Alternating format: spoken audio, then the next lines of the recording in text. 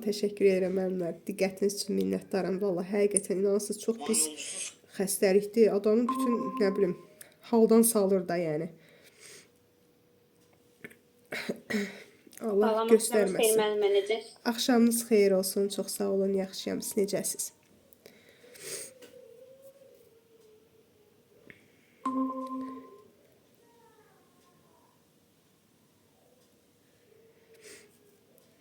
Deməli biz bugün bir dəqiqə.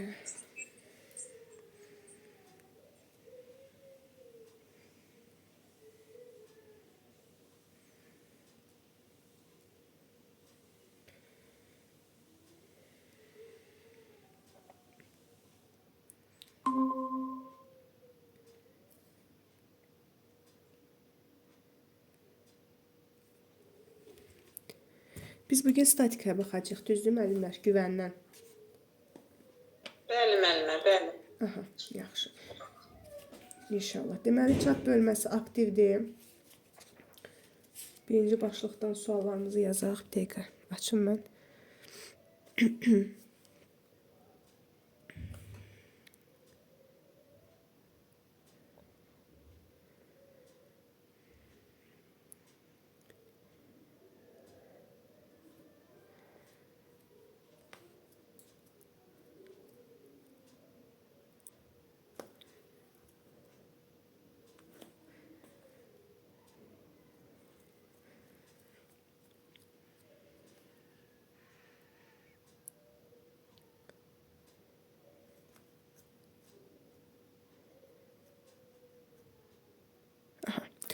Deməli, baxırıq. Statikanın əsasına. Axşamınız xeyir olsun. Aha, qüvvə momenti, fırlanan cisimlərin tarazlıq şərtləri, link. Deməli, yəqin ki, A-da suallar rahatdır, bilmirəm, əgər varsa da deyərsiniz. Mən əsasən B və C-yə baxmaq istəyirəm, amma suallarınız varsa A-ya da baxa bilərik. Mirvari müəllimə, yazdığınız suallar A-dan da B-dəndir. B-dəndir müəllimə, B-dəndir. Aha, yaxşı. Deməli, o zaman, müəllimlər, az müəllimimiz qoşulub edərsəm, bir-iki dəqiqə gözləyə istəyirsiniz. Bəli, gözləyək. Hə, gözləyə. Bizi yazaq. Hə, siz də ona kimi aydınlaşdırın, hansı suallarınız var. Yazıb qrupa. Birdən, müəllimə, variantı yazaq onda. Hə, Birdən yaz. hə, zəhmət olmasa yazın, qoyun qarışıqlı olmasın.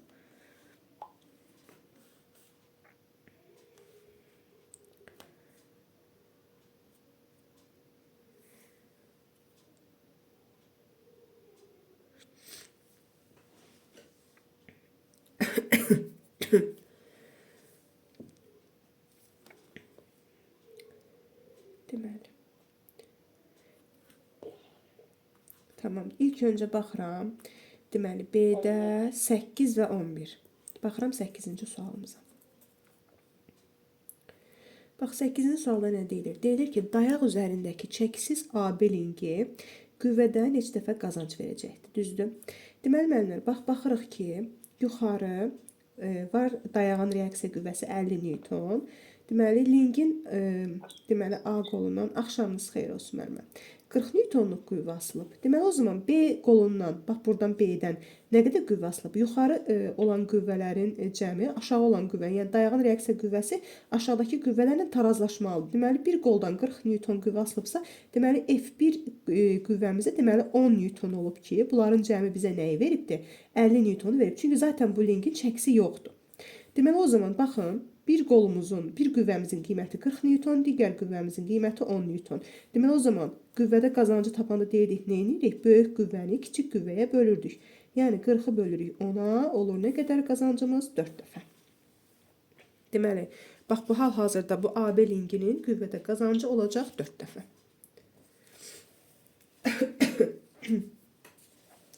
Aha, sonra 8-dən sonra deməli, var 11-ci sualımız.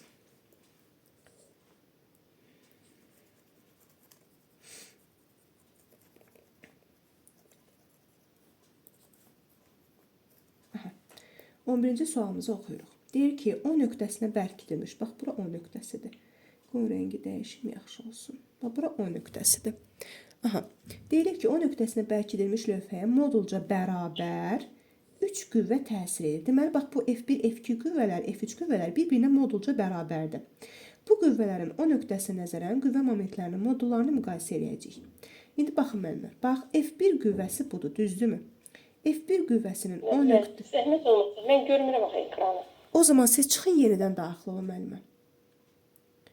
Siz Tamam. Hə, çıxın yenidən daxil olun.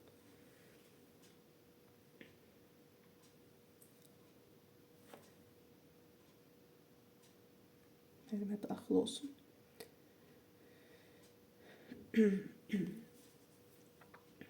Aha. Dursun müəllimə, görürsünüz ekranı?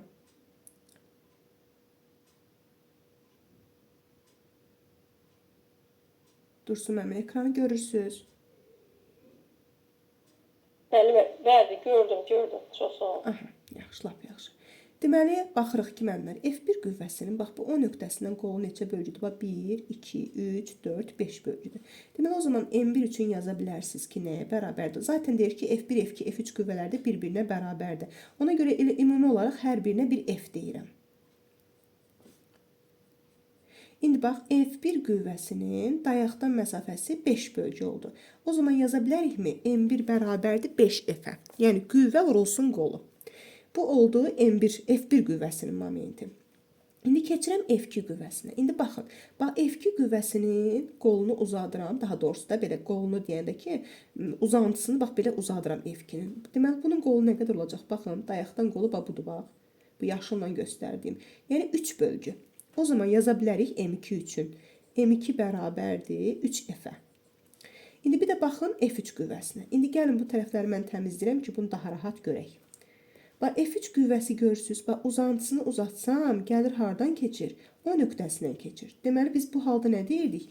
Deyirdik ki, o zaman F3 qüvvəsinin momenti nəyə bərabər? Sıfıra bərabərdir. Çünki F3 qüvvəsi, yəni bax, bu lövhəni fırlada bilməyəcək. Buna irəliləmə hərəkəti verəcək. Ona görə də onun momenti sıfır. Deməli, M1-in momenti M2-nin momentindən böyük, M3 momentimiz isə sıfıra bərabər. Yəni, hamısından böyük, ən kiçiyi M3-dür. Deməli, o zaman M1 böyükdür M2-dən. O da böyükdür M3-dən. M1 böyük M2, o da böyük M3. A variantı. Zəhmət olmasa, mən ekran açılanınca siz onu dediniz, mən o F1 rəskini başa düşə bilməliyim. Aha, yaxşı. M3-ü başa düşdüm. Yaxşı. Biri 0 oldu, o başa düşdüm. Tamam. Baxın müəllimə, bizə deyir ki, modulca bərabər. Ona görə qüvvələr təsir edir. Ona görə elə bunların hər birinə F dedim. Yəni modulları bərabərdir də. İndi bax birinci. F1 qüvvəsinin momentini hesablayıram. Ümumiyyətlə momenti hesablayanda nə edirdik? Qüvvəni vururuq qoluna, düzdür? Bax dedik ki, F1 qüvvəsi ilə F-ə bərabərdir. Bax bunu deməli, baxın da O nöqtəsi buradır, dayaq buradır. Dayaqdan qüvvəyə endirilmiş perpendikulyarın uzunluğu bizə qolu verir, düzdürmü? Baxın, deməli F1 qüvvəsinin dayaqdan məsafəsi 1, 2, 3, 4, 5. 5 bölgüdür. Ona görə yazıram ki, M1 bərabərdir 5F-ə. Yəni qüvvə vurulsun nəyinə? Qoluna. Deməli, M1 bərabər oldu 5F-ə, düzdür? İndi keçirəm F2 qüvvəsinin momentini. F2 qüvvəsində yenə dedik ki, modulca bərabər olduğu üçün F deyəcəm qüvvəyə. Deməli, o zaman F2 üçün indi gəlin, bax, bunu uzadaq. Bax, qüvvəni uzadıram. Deməli, uzatdıq və O nöqtəsindən də bura neylərik? Perpendikulyar endirdik. İndi baxın, bax, qüvvənin uzantısı ilə dayaqdan məsafə nə qədərdir? 1, 2, 3 bölgü. Deməli, o zaman M2 bərabər olurmu? Qüvvə vurulsun qoluna. Deməli, qüvvə F, qolda 3. Deməli, M2 də oldu 3F. Deməli, M1 5F, M2 3F. Dediniz ki, M3-də 1-dir. M3-də də burada artıq qüvvənin uzantısı dayaqdan keçdiyinə görə, deməli, o zaman momenti sıfıra bərabər olurdu. Deməli, ona görə də M1 böyük M2, o da böyük olur M3.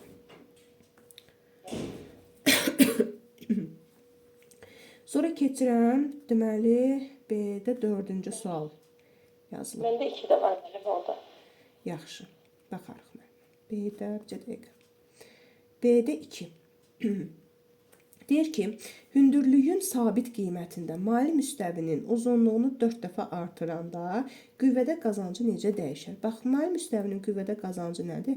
K bərabərdir. Uzunluq bölünsün hündürlük. İndi deyir ki, hündürlüyün sabit qiymətidir, amma uzunluğu 4 dəfə artırıram. Deməli, o zaman uzunluğu da 4 dəfə artırarsınız, o zaman qazancınız neyniyər? 4 dəfə artmış olar. Sonra keçdik 4-cü suala. Aha. Deməli deyilir ki, bircə çubuğun bir ucundan kəsdikdə onun ağırlıq mərkəzi 30 sm sürüşmüşdür. Çubuqdan neçə santimetr uzunluqda parça kəsilmişdir. Bax, bunu mən dərs izahında demişdim ki, əgər çubuğun bir ucundan, məsələn, x qədər kəsirsinizsə, deməli o zaman ağırlıq mərkəzi neyniyir? X böl 2 qədər yerini dəyişmiş olur. İndi burada deyir ki, ağırlıq mərkəzi 30 sm yerini dəyişib. Deməli o zaman çubuqdan neçə santimetr parça kəsilmişdir? Yəni ağırlıq mərkəzi 30 sm sürüşübsə, deməli çubuqdan 2 dəfə bundan böyük uzunluqda parça kəsilibdir də, yəni 60 sm parça kəsilibdir. Çünki biz belə deyirdik də, çubuğun bir ucundan x santimetr parça kəsiləndə ağırlıq mərkəzi x böl 2 qədər yerini dəyişir. İndi burada deyir ki, ağırlıq mərkəzi 30 sm dəyişib. Deməli o zaman 2 dəfə bundan çox, yəni 60 sm-lik parça kəsiblər çubuğun bir tərəfindən. Sonra deməli 4 deyilib, 17 deyilib. 17. Aha. Deməli biz... Mən sualın tərpənən tərpənməz blokdadır. O variantdan birindədir. Hə, mən elə bildim siz buradakı sualları deyirsiniz müəllimə. Bu bilsiniz hansıdır? Birinci başlıqdır. Biz hələ birinci başlığın B-sinə baxırıq. Tamam, o zaman siz tərpənən tərpənməz blokda yadıma salın, orada baxaq. Deməli, o zaman buradan baxıram 18-ci suala. Ülvi müəllimə, buradakı birinci başlıqdakı 18-i deyirsiniz də, yəqin ki. Bəli, B-dəki 18. Müəllimə, birinci başlıqda məndə bir dənə 8 qalıb. Bir dənə eləmədiyim 8-dir birinci başlıqda. Yaxşı, baxarıq o zaman. Birinci başlığın B-sində elə müəllimə? Birinci başlığın B-sində, bəli. Yaxşı, baxaram. Deməli, 18-ci... 8 izah elədiniz, müəllimə? İzah elədim.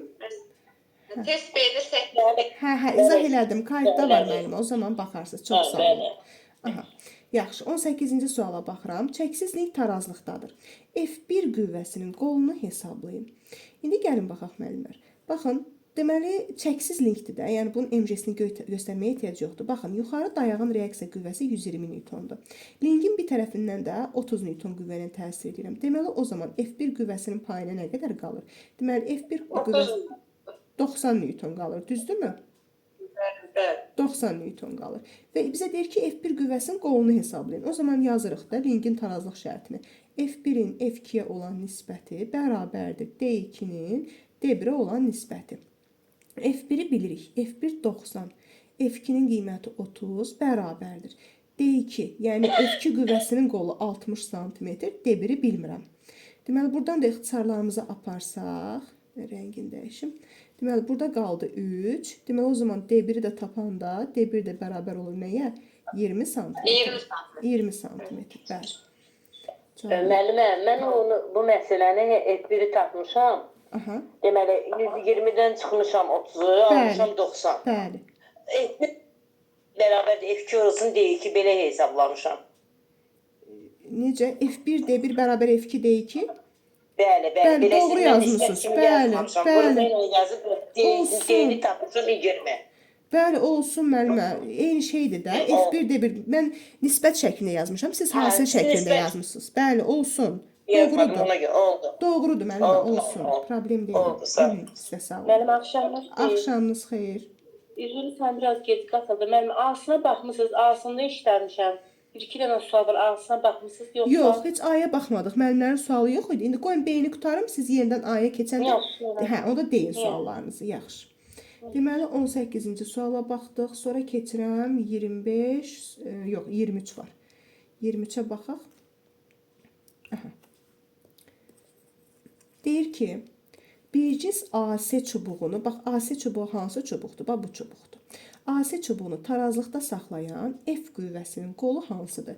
Bax F qüvvəsi də budur da müəllimlər, düzdürmü? Biz biz deyirdik ki, dayaq nöqtəsindən, dayaq nöqtəsi buradakıdır. Dayaq nöqtəsindən qüvvənin uzantısına endirilən perpendikülər. Görürsünüz, qüvvə burada belə deyək də, lori dildə desək balaca qalır. Ona görə bunu biraz uzadıram belə. Bunu uzadanda, bax görürsünüz, bax bu A-dan, bax bura perpendikülər endirirəm. Gördünüzmü? Bu AD məsafəsi bu F qüvvəsinin qoludur. Burada bu AB qüvvəyə perpendikülər deyil, çubuğa perpendikülərdir. Bizə qüvvəyə perpendikülər olan qol lazımdır. Çünki biz qaydada belə deyirik də, deyirik ki, dayaq nöqtəsindən qüvvənin təsir xəttinə endirilən perpendikülərin uzunluğunu biz qol deyirik. Deməli, o zaman bax burada F qüvvəsinin qolu olacaq AD məsafəsi. Çünki bax buradakı bu qüvvəni uzatsaz və bu dayaqdan ora perpendikülər endirsəz, sizin məsafəniz, qüvvə qolunuz olacaq AD. Sonra baxıram, deməli, 25-ci sual.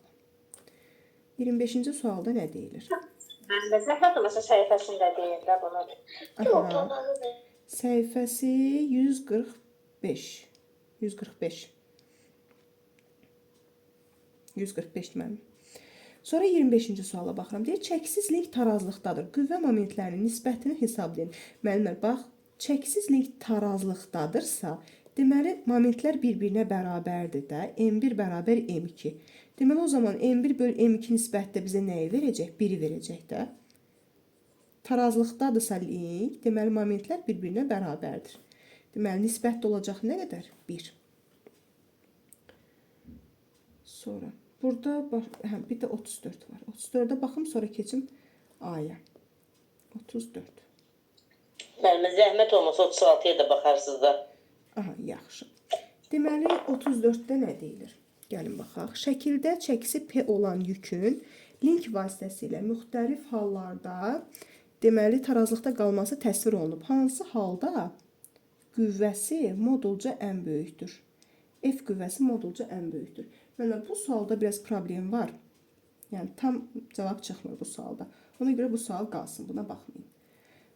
Sonra baxıram 32-ci suala. 32-ci sualda nə deyilir? Deyilir ki, eyni həcmli 36-ya da baxacağam müəllimə. Bir dənə 32-yə baxım. Deməli, deyilir ki, eyni həcmli kürələr asılan çəksiz bir cins çubuq tarazlıqdadır. Kürələrin sıxlıqlarının nisbətini hesablayın. Deməli, bax, birinci linkin bir tərəfindən ρ1 sıxlıqlı kürə asılıb. İkinci tərəfindən də ρ2 sıxlıqlı kürə asılıbdır. Və həcmlər də eynidir. Deməli, o zaman müəllimə, biz belə yaza bilərik də, yəni bunu bir kütlə ilə ifadə eləyəsi olsaq, deməli, həcmlər bərabər, sıxlıqlarla o zaman biz belə deyək də, qollar arasında necə asıllıq qura bilərik? Belə yaza bilərik də, ρ1-in ρ2-yə olan nisbəti bərabərdir. Çünki biz burada nə edir ki, bunu bir M kütləli cisim kimi təsəvvür eləsək, M1 kütləli cisim, bax, bunu da bir M2 kütləli cisim kimi təsəvvür eləsək, deməli, o zaman necə yaza bilərik bunu? Yəni, M ilə ρV arasında bir ara asıllıq qurarıq da, M bərabər deyilmi ρV-yə? Düzdür. Burada həcm sabitdir. Deməli, o zaman kütlə ilə sıxlıq da deməli düz mütənasib asılıdır. Kütlə ilə sıxlıq düz mütənasib asılıdırsa, deməli, o zaman kütləni biz qüvvə kimi də təsəvvür eləyə bilərik. Kütlə asılıbsa, biz bunu ağırlıq qüvvəsinə təsəvvür eləyə bilərik. O zaman belə çıxır ki, qüvvə ilə, belə deyək də, necə ki, qollar tərs mütənasibdirsə, eləcə də biz sıxlıq da kütlə ilə düz mütənasib asılı olduğu üçün sıxlıqla qolları da belə deyək də tərs mütənasib asılı kimi götürə bilərik. Deməli, o zaman ρ1-in ρ2-yə nisbəti bərabər olacaqdır nəyə? Bax, ikinci qolun, bax, bura olsun D2 məsafəsi, bura olsun D1 məsafəsi. O zaman belə yaza bilərik də D2 bölünsün D1-ə. Tərs asıllıq götürə bilərik. Deməli, o da bərabər olacaq. D2-nin məsafəsinə qədər D2 qolu. 1, 2, 3 bölgü. 3 bölünsün. D1 bölgümüz də 2. 3-ü də 2-yə böldük. Oldu nə qədər? 1,5. Mən rolun qiymətlərini niyə götürmədik ki, M1-dən elədik? Yəni, rollar verilməmişdi M-lərin yerində. Necə müəllimə? Yəni ki, siz M1, M2 yazdınız, onun yerinə rol yazılmamışdı. Mən belə fikir etdim ki, rol 1 2 damadır, 2 dama yuxarıda olacaq, rol 2 də 3 damadır, 3 damada aşağıda olacaq, 3 də 2.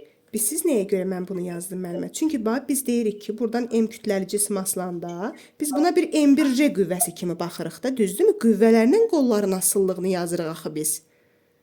Başa düşdük necə? Bəli. Hə, ona Bəli. görə mən bunu yazdım ki, yəni kütlə ilə sıxlıq düz asılıdırsa, elə ona görə biz sıxlığı da, yəni necə ki qüvvə qollarla tərs asılıdırsa, elə sıxlığı da qollarla tərs asılı götürə bilərik də.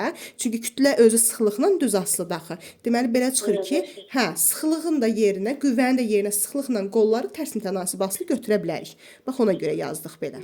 Emlər o düz asılı olduğuna görə deyirlər tərs Bəli, olmağa görə. bəli, bəli. Sonra müəllimə demişdi 33-cü sual. Aha, 33-cü sual.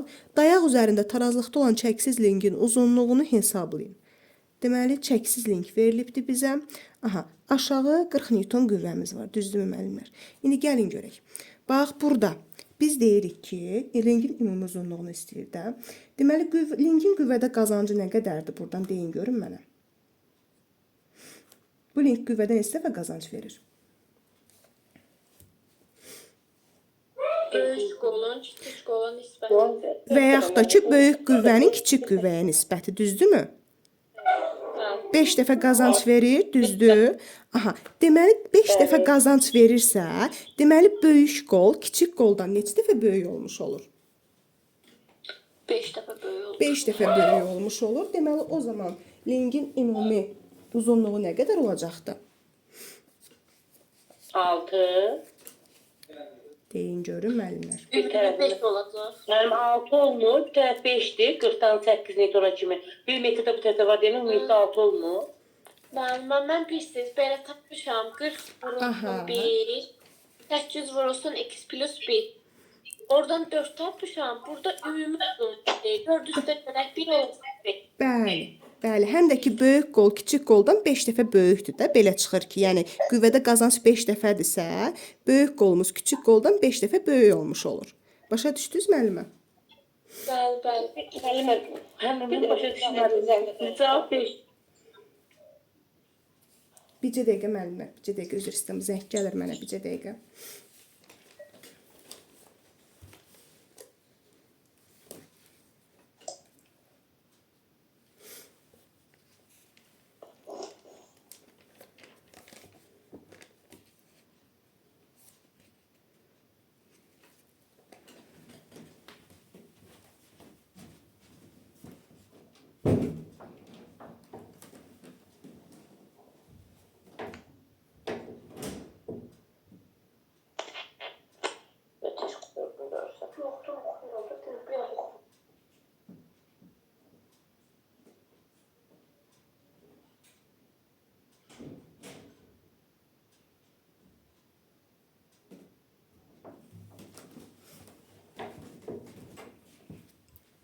Başlayayım müəllimə, bircə dəqiqə. Harda qalmışdıq biz? Neçənci suala baxırdıq?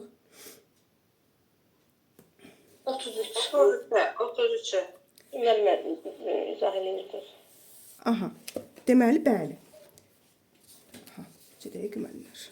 Hə, deyir ki, biz nəyə qaldıq? 33 izah elədik, düzdür? Deməli, cavabımız oldu nə qədər? Biz başa düşmədik. Siz başa düşmədiniz? Aha, tamam, hə.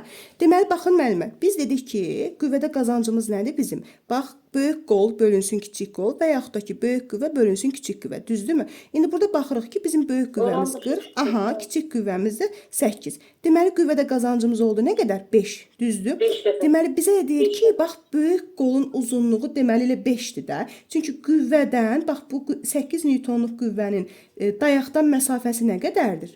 5 deyilmi? Bax, buradan burada elə lingin elə ümumi uzunluğuna bərabərdir də. Biz elə qazancı tapdıq ki, qazanc da 5-dir. Deməli, o zaman lingin ümumi uzunluğunu istəyir də bizdən. Lingin ümumi uzunluğu, bax, bu hissə elə 8 Newtonluq qüvvənin qolu qədərdir. 5-ə bərabərdir, 5 metrə. Başa düşdük? Müəllimə, ümumi uzunluq bəs 6 metr deyil. 1 metr. Burada bizdən qolun uzunluğu soruşur. Lingin uzunluğunu istəyir müəllimə bizdən. Çəksiz lingin uzunluğunu istəyir bizdən. Yəni bax buradan bura qədər olan məsafəni istəyir də, ümumi uzunluğu istəyir. Yəni hansısa qüvvə İndi o 6 metr olmur. 6 metr olmur o. Yo, 5 metr olur. Mən deyim. Ümumi uzunluğu elə 5 tapırıq da mən. Bəli, 5. Siz nəyə görə? Baxın, qoyun bir təzədən bir də izah edeyim. Baxın, siz bunu tarazlıq şərtini yazsaz necə yazarsınız? Yazarsınız ki, bax bu Bir dəqiqə. Aha. 40 Mən yazmışam 40 vuraq 1, Bəli. bərabərdə 8 vuraq 2. 8 vurulsun neçə? 8 vurulsun nə? 52 qolba. Aha, 52, 52. aha, hə. Oradan da 52-ni tapmışam müəllimə. 5'dir, bəli. 40 bölək 8 Ay, sağ olun. bərabərdir 5. Uzunluğu tapanda o 1 metrdən 5 metrə toplamışam. Müəllimə, bax, sizin bu 8 Newtonun qolu var ha. Bu elə dayaqdan qüvvəyə qədər ümumi uzunluqdur da elə. Bu 52 qolu Orada yaz bilmərik ki. necə? Orada 8 vurulsun 52 yaza bilmərik ki. Müəllimə ümumi olaraq yazıb da. Yəni 8 vurulsun el yaza bilər, el2 yaza bilər. Yəni ümumi şərtə görə yazıb da. Yəni F1 L1 bərabər F2 L2 şərtinə əsasən. Müəllimə siz başa Ben de belə yazmışam. Yəni 40 vurulsun 1 bərabər 8 vurulsun D. D də bərabərdir 5 belə Bəli. tapmışam. Mən belə Siz, tapmışam. yəni siz burada elə təsəvvür eləməyin, elə gəlməsin ki sizə, siz bu 8 Newtonluq qüvvənin qolunu tapmısınız. Elə bu 8 Newtonluq qüvvənin qolu lingin ümumi uzunluğuna bərabərdir. Hə, başa düşdüm. Hə, Başa hə. düşdüm mən. Çünki dayaq Müəllimə bəs Aha. Hə, çünki dayaq lingin bir tərəfindədir. Ona görə bu F qüvvəsi də digər tərəfindədir. Ona görə qol lingin elə ümumi uzunluğu qədərdir. 8 Hə, Newtonluq başa düşdüm. qüvvənin qolu. Aha. Hə, başa düşdüm. Mənə bəs hansı şərt verirlərsə biz orada indi biz bu 5 uzunluğu ümumi qoludda 1 metr burada var. Biz hansı şərt verirlərsə orada 4 metr hesab eləyəcəyik. Bilmirəm ki, şimdi çatdıra bilmirəm. Hə, Yox. onda dayaq Yəni- var, müəllimə. Dayaq bax burada qıraqda olmamalıdır. Bax buralarda bir yerdə olmalıdır ki, hə siz bunu artıq belə götür. Görürsüz, burada dayaq lap düz bir tərəfdədir deyənə. Elə lingin qolu belə deyək də, qüvvənin qolu bəli ümumi lingin uzunluğu qədər oldu. Bax ona görə belə oldu. Lap yaxşı. Sonra deməli 36 deyilmişdi. Bir dənə baxaq 36-cı sualımıza. 36-da deməli nə deyilir? Baxaq. Deyir ki, ikinci mali müstəvi qüvvədə 3 dəfə qazanc verirsə, birinci mali müstəvi qüvvədən 3 dəfə qazanc verir. Baxın, ikinci mali müstəvimiz, bax budur da, düzdürmü? Mali müstəvinin qüvvədə qazancını məsələn yazıram belə. K2 bərabərdir. Uzunluq bölünsün hündürlük. Yəni 4 bölünsün h və bizə nə deyir ki, 3 dəfə qazanc var. Bərabərdir 3-ə. Siz buradan h-ı tapsaz, h nəyə bərabər olur? 4 bölünsün 3 qədər olur, düzdürmü? İndi bizə deyir ki, birinci mali müstəvi qüvvədə nə qədər qazanc verir? Deməli, o zaman K1 də bərabərdir. Birinci mali müstəvinin uzunluğu 2-dir. 2-ni böləcəksiniz, h hər ikisi üçün ortaqdır. 2-ni böləcəksiniz, 4 bölünsün 3-ə. 4, 3 də qalxacaq yuxarı, düzdürmü? Deməli, o da olacaq 6, 6-nı 4-ə böləcəksiniz, olacaq 1,5 dəfə qazanc. Çünki bu h ortaqdır. Ona görə hər birincidə h-ı tapıb, ikinizdə istifadə edə bilirsiniz. Sonra keçdim 40-cı suala. Biraz tez-tez yazaq ki, mən bugün çünki sual cavab da eləmək istəyirəm. Deməli, tarazlıqda olan bir cins çubuğun yalnız AK hissəsi, bir hissələri kəsilir. Gəlin görək nə baş verir. Və AK hissəsi bu hissədir. Və bu hissəsi kəsilirsə, birinci buna baxaq. Və bu hissəsi kəsilirsə, müəllimlər, əvvəlcə tarazlıqdaydı da, 3 bölgü bu tərəfdədir, 3 bölgü bu tərəfdədir. Amma indi bu hissə kəsiləndə tarazlıq pozulacaq. O zaman belə deyək də, belə loru dildə desək, bu AK olan hissə yüngül olacaq da, digər tərəfdə 3 bölgü qalacaq. Bu sağ tərəfdə 3 bölgü olacaq burada. Bu sol tərəfdə 2 bölgü qalacaq. Deməli bu tərəf ağır gələcək. Deməli o zaman çubuq bax bu saat əqrəbi istiqamətində fırlanarmı? Ağır olan tərəfə gələcək də. Deməli o zaman çubuq saat əqrəbi istiqamətində fırlanacaq. Birinci yazdıq B. Sonra deyir ki, indi yalnız CN hissəsi kəsilir. İndi İndi CN, bax bu hissəni kəsirik. İndi bu hissəni kəsəndə, indi bu tərəf 2 bölgü olur, bura 3 bölgü olur. İndi bax bu digər, bu AK olan hissə tərəf ağır olur. Ağır olanda o zaman bu çubuq saat əqrəbinin əksinə fırlanacaqdır. Deməli, çubuq saat əqrəbinin əksinə fırlanar. Bunu yazdıq A variantı. Sonra deyir ki, AK və CN hissələri eyni anda kəsilir. Eyni anda kəsilsə, hər tərəfdə 2 bölgü qalacaq. Deməli, o zaman nə olacaqdır? Çubuq tarazlıqda qalacaqdır. Və neyniyəcək? Dayağın reaksiya ağırlıq mərkəzinin vəziyyətdə dəyişməyəcəkdir, düzdürmü? Aha, ağırlıq mərkəzinin vəziyyəti dəyişməyəcək. Çünki hər iki tərəfdən eyni qədər kəsəcəyik. Yenə ağırlıq mərkəzi düz ortaya düşəcəkdir. Bura 4-ün ortasına düşəcəkdir. Deməli, ağırlıq mərkəzində vəziyyəti dəyişməz. Sonra 41-ci suala keçirik. 41. Aha. Bir dəqiqə. Bax, deyir ki, tarazlıqdadır bir cinsdir. Bax, bu sözə diqqət eləyin, tarazlıqdadır. Deyir ki, M1 yükünü A nöqtəsindən assaq. İndi baxaq mənə, burada bu M1, M2 hansıdır, heç mən görə bilmirəm. M1, yəqin ki, M1 bu birinci yük olacaq, M2 də bu olacaq. Aha, deyir ki, M1 yükünü A nöqtəsindən assaq. Bax, bu halda tarazlıqdadır, düzdür. Bax, M1-in dayaqdan məsafəsi, gəlir buradan ortadan məsafəsi, deyək ki, dayaq buradır. 2 bölgüdür. M3-ün də dayaqdan məsafəsi 3 bölgüdür. Deyir ki, indi M1 yükünü biraz da dayağa yaxınlaşdırırıq. Gətirib, bax, buradan asırıq. M1 yükünü A nöqtəsini gətirib assaq, deməli, o zaman nə olacaqdır? A nöqtəsi deyir, A nöqtəsi aşağı hərəkət edər, yuxarı hərəkət edər. Deməli, müəllimlər, A nöqtəsi yuxarı hərəkət edəcək, düzdürmü? Çünki bax, A nöqtəsi buradır da. A nöqtəsindən gətirib assaz, bax, A nöqtəsi buradır. Bax, A nöqtəsindən gətirib assaz. Deməli, belə deyək də, bu tərəf yüngülləşəcəkdir də. Çünki yaxınlaşdırırsınız axı. Məsələn, bir var tutaq ki, 10 newtonu qüvvəni dayağı olsun, dayaqdan məsafəsi olsun 2. Bu ümumi moment olacaq, tutaq ki, 20. Bir də var, dayağın birini yaxınlaşdırırsınız, birini çıxardırsınız qüvvənin qolunu. Tutaq ki, onu vurursunuz, biri olur 10 newton. Deməli, o zaman, belə deyək də, moment kiçilir. M2 tərəfin momenti daha böyük olur. O zaman A nöqtəsi yuxarı hərəkət eləyəcəkdir. Sonra, indi deyir ki, M2 yükünü gətirib B nöqtəsindən asaq. İndi bu M2 yükünü gətirib tutaq ki, bu B nöqtəsindən asırsınız. İndi artıq A nöqtəsi aşağı hərəkət eləyəcəkdir. Çünki artıq B nöqtəsi yuxarı hərəkət eləmiş olacaqdır. B nöqtəsi yuxarı qalxacaq. Deməli, B nöqtəsi yuxarı hərəkət eləyəcək. 2 yazırıq C. A nöqtəsi isə aşağı hərəkət eləyəcək. Deməli, ikinci oldu A və C. Sonra üçüncüdə deyir ki, M1 və M2 yükünün hər ikisini O nöqtəsindən assaq. İndi qoymuram təmizləyim. Deməli, hər ikisini gətirib, nə deyir? O nöqtəsindən assaq. Bax, kütlələrin ikisini də gətirdim, qoydum düz bu gərilmə qüvvəsinin altına. O zaman nə olacaqdır? Tir sadəcə elə üfüqi vəziyyətdə qalacaqdır da. Burada elə bir dəyişiklik olmayacaqdır. Deməli, tir elə üfüqi vəziyyətdə də beləcə də qalmış olacaqdır. Deməli, 1 oldu B, 2 oldu A, C, 3 oldu D. Sonra keçirik 44-cü sualımıza. 44. Aha. 44-cü sualımızda deməli nə deyilir? Deyir ki, kütləsi 30 kiloqram olan cismi mail müstəvi üzrə yuxarı istiqamətdə bərabər sürətlə qaldıran F dartı qüvvəsinin qiymətini Newton ilə hesablayın. Baxın müəllimlər, biz deyirdik ki, bir cismi mail müstəvi üzərində görəndə mütləq onun mc sinüs alfasını yazırıq, düzdürmü? İndi bax, aşağı doğru var mc sinüs alfa. Və bizə deyir ki, dartı qüvvəsinin qiymətini hesablayın və deyir ki, cisim bərabər sürətlə qaldırılır. Bərabər sürətlə qaldırdığı üçün, deməli, bizim elə buradakı F dartı qüvvəmiz nəyə bərabərdir? Elə aşağı çəkən qüvvəyə, yəni mc sinüs alfaya bərabərdir. Aha, kütləmiz verilib 30, J'nin qiyməti 10, indi sinüs alfanın qiyməti yoxdur, yəni bucaq olaraq verməyiblər. Amma biz bilirik ki, düz bucaqlı üç bucaqda bucağın sinusu nəyə bərabərdir? Qarşıdakı katet. Aha, qarşıdakı katetin hipotenuzu olan nisbətidir, düzdürmü? Yəni, sinüs alfanın yerinə nə yazarıq? 30 bölünsün 50, düzdürmü?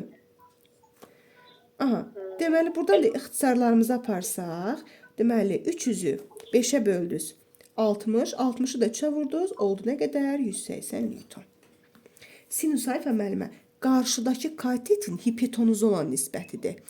Mən 50-nin 30-dan nisbətini götürmüşəm müəllimə, ona görə cavabım düzəlmir. Bəli, yox. Bax, sinüs alfa, bucağın sinusu qarşıdakı katetin hipotenuza nisbətidir. Bucağın kosinüsü isə bitişik katetin hipotenuza. Hər iki halda sinusu, kosinüsü tapanda da hipotenuza bölürsünüz. Yəni, hipotenuz məxrəcdə olur da, belə deyək. Sonra 45... Başa düşün müəllimə, çox sağ olun. Siz də sağ olun. Sonra 45-ci suala baxırıq. 45-ci sualımızda nə deyilir? Deyir ki, 3 kiloqram kütləli cismi çəkisiz linkin hansı nöqtəsindən asmaq lazımdır ki, link saat əqrəbi istiqamətində fırlansın. Yəni, saat əqrəbi istiqamətində, bax, bu istiqamətdə fırlanmalıdır. İndi gəlin baxaq. Yəni, saat əqrəbi istiqamətində fırlanması üçün belə deyək də mənlər. Bax, bu tərəfin momenti daha böyük olmalıdır da bu tərəfdən. Bax, bu tərəfin kütləsi 6 kiloqramlıq asılıb, deməli, qüvvəsi 60 Newton. Dayaqdan məsafəsi 2. Deməli, bax, bu tərəfin momentini yazsaz bərabər olacaq. 60 vurulsun 2 bərabər olacaqdır. Kütləmiz 3. Deməli, bu cismin ağırlığı olacaq nə qədər? 30. İndi 30'u biz nəyə vurmalıyıq ki? Bax bu tərəfin momenti 120-dir. Yəni 30'u mən elə yerdən asmalıyam ki, belə deyək də, yəni 2-dən 120-dən böyük olsun momenti. Deməli o zaman nədən asmalıyam? Məsələn 30'u mən 4-ə vursam, aha, bu olacaq 120. Deməli bərabər olacaq. Bu zaman link tarazlıqda qalacaqdır. Deməli o zaman mən bunu elə bir bölgüdən asmalıyam ki, bir x bölgüsü deyirəm də. Və burada o zaman 5 bölgü olmalıdır. Deməli bax 1, 2, 3, 4, 5. Deməli o zaman elə mən gətirib bax bu 30 kiloqramlıq cismi bax buradan assam, deməli buranın dayağı olacaq 100, momenti olacaq 150, bu tərəfin momenti olacaq 120. Ona görə bu tərəf ağır olduğu üçün bax bu link saat əqrəbi istiqamətində başlayacaq hərəkət eləməyə. Aydın oldu müəllimə? Evet. Sonra burada yoxdursa suallarınız müəllimlər. Keçəkmi C variantına? C-ni yazmısınız? Bəli, bəli. Hə, indi C-dən müəllimlər. C-dən suallarınızı yazın tez-tez zəhmət olmasa.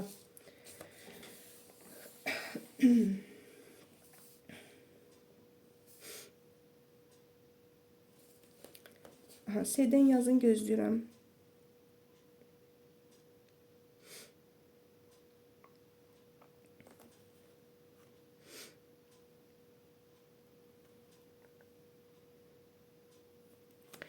Tamam, C'də birinci sualımıza baxırıq.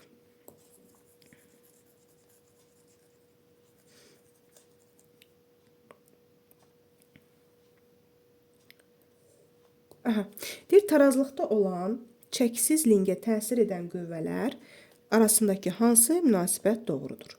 Deməli dedik ki, bu halda müəllimə biz nə edirdik? Bax, dayağı gətirib qoyduq bu gərilmənin altına, gərilmə qüvvəsinin altına ki, bizə daha rahat olsun hesablamaq. Deməli o zaman lingin tarazlıq şərtini yazsam nə yazaram?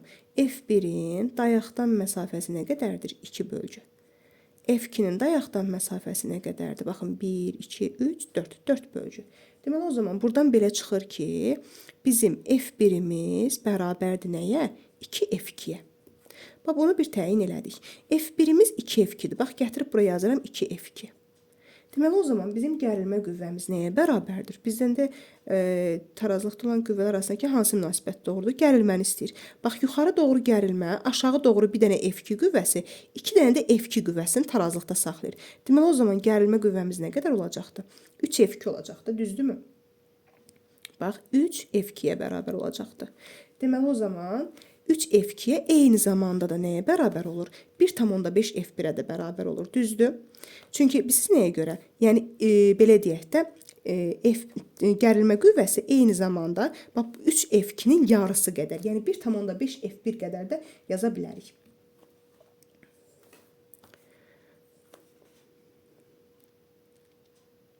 Sonra bir dəqiqə.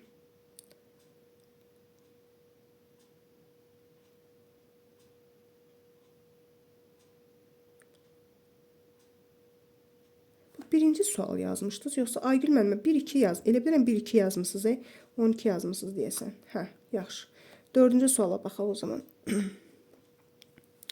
Deməli 4-cü sualımızda nə deyilir? Hə, 12 yazmısınız, mən 1 başa düşdüm, 1-2 başa düşdüm. Yaxşı. 4-cü sualımızda nə deyilir? Deyilir ki, cisim tarazlıqda olarsa F3 qüvvəsinin qiymətini hesablayın.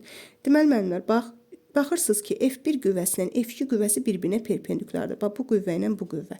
3 ilə 4-ün deməli əvəzləyicisi olacaq. Bax, bu istiqamətdə 5 newtonluq qüvvə, düzdür? İndi bir də deyir ki, cisim tarazlıqda olarsa F3 qiyməti. Deməli, tarazlıqda olması üçün bu F3 qüvvəsi bu 5-in əksinə, yəni 5, bu da 5 newton olmalıdır ki, bax, bu cisim neynəməsin? Tarazlıqda qalsın, yerindən tərpənməsin.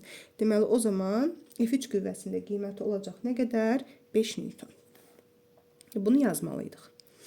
Sonra deməli 4-cü sualımıza baxdıq. Sonra keçdim 12-ci sualımıza. Tamam, 9-a baxaq. 9. 9-da nə deyilir? Deyilir ki, kütləsi 10 kiloqram olan bir cins AB çubuğu tarazlıqdadır. BC ipindəki gərilmə qüvvəsini hesablayın. Bax, kütləsi 10 kiloqram deyirsə müəllimlər, deməli o zaman biz düz ortadan, bax 1, 2, 3, 4, 5, 6 bölgüdür. Tən ortadan bunun MG-sini göstərməliyəm. Çünki deyir ki, kütləsi 10 kiloqramdır. Bax bu AB çubuğunun. Deməli kütləsi 10 kiloqramdırsa bunun ağırlığı olacaqmı 100 Newton? İndi gəlin yazaq. Bax bizim burada bir gərilmə qüvvəmiz var, bir də 100 Newtonluq qüvvəmiz var.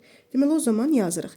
Gərilmə qüvvəsinin dayaqdan məsafəsi 1, 2, 3, 4, 5 bölgü.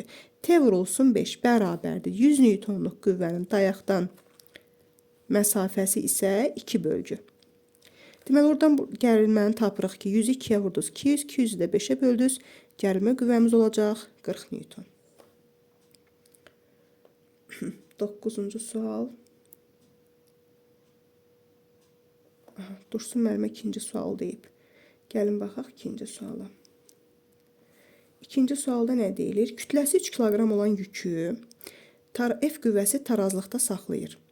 Dayağın reaksiya qüvvəsinin qiymətini hesablayın. Aha. İndi gəlin baxaq müəllimlər. Bax, kütləsi 3 kiloqram olan bu cismin kütləsi 3 kiloqramdırsa, deməli bunun ağırlığı olacaq nə qədər? 30 Newton, düzdürmü? Deməli o zaman nə yazırıq biz? Yazırıq ki, bax F qüvvəsinin dayaqdan məsafəsi 1, 2, 3, 4, 5 bölgü. Yazıram F vurulsun 5 bərabərdir. Bax bu 30 Newtonluğun dayaqdan məsafəsi 2 bölgü. 30 vurulsun 2. Bizə deyir ki, dayağın reaksiya qüvvəsinin qiymətini tapın. İndi biz ilk öncə F qüvvəsini tapaq ki, dayağın reaksiya qüvvəsinin qiymətini tapaq. Deməli 30-u 2-yə vurdunuz 60, 60-ı da 5-ə böldünüz, oldu 12. Bax bu F qüvvəsinin qiyməti oldu 12 Newton. Bax bu dayaq da budur da, dayağın reaksiya qüvvəsi qoyun göstərək. Bax dayaq budur, dayağın reaksiya qüvvəsi burdadır. Deməli yuxarı doğru var bir N dayağın reaksiya qüvvəsi, bir də yuxarı doğru var 12 Newtonluq qüvvə. Aşağıda var bir dənə 30 Newtonluq qüvvə. Deməli yuxarı olan N üzərinə gəlinsin 12, tarazlaşdırır 30-u. Deməli, buradan da tapırıq ki, dayağın reaksiya qüvvəsi deməli nə qədər olub? 18 Newton.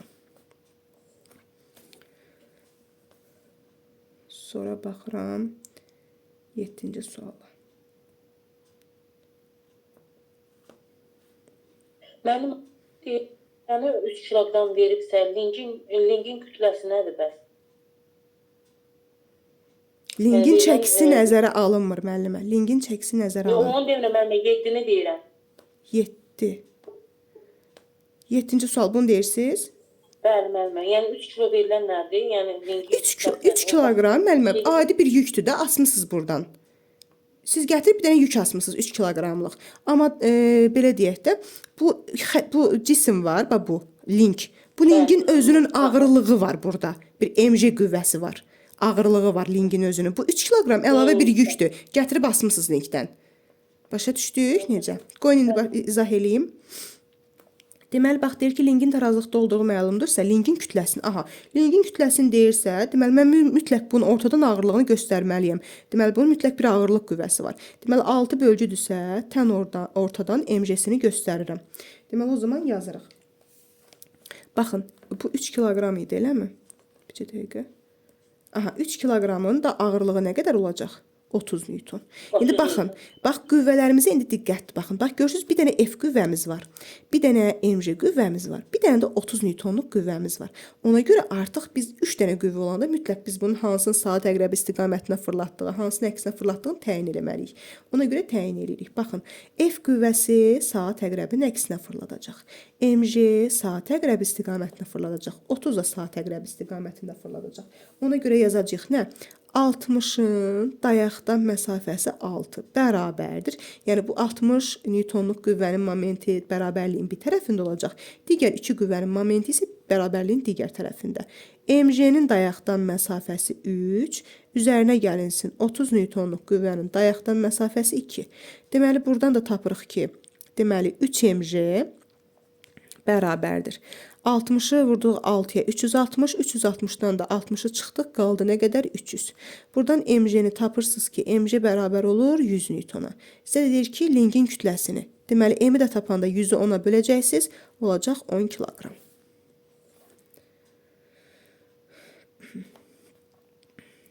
Yedini yazdıq.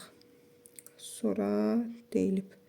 Müəllimə. Bəli. Mən baxışım sizə görürəm, o 2 çatmadı mənə. Yəni mg 3 birlik 3 bölgüdəndir olmağı. Bəs 2 nədir? Bu Yarısı 32. hə, bax bu 30 newtonluq qüvvə. Bax 3 kiloqramın ağırlığı nə qədərdir müəllimə? Ağırlıq qüvvəsi Yəni 30 onu newton. başa düşdüm. Aha, O bəs ikini başa düşdüm. dayaqdan məsafəsi də 2 bölgüdür də. Aha, başa düşdüm. Bəli, biz buradakı bu qiymətlər var. Bax bunlar. Bu 6-dır, 3-dür, 2-dir. Bu qollardır. Qüvvələr və onların dayaqdan məsafələri, yəni qolları. O bir tərəf, bir də o bir tərəf. Bəli. Bax 60-ın 60 newtonunu görürsüz. Dayaqdan məsafəsi ilə 6 bölgüdür.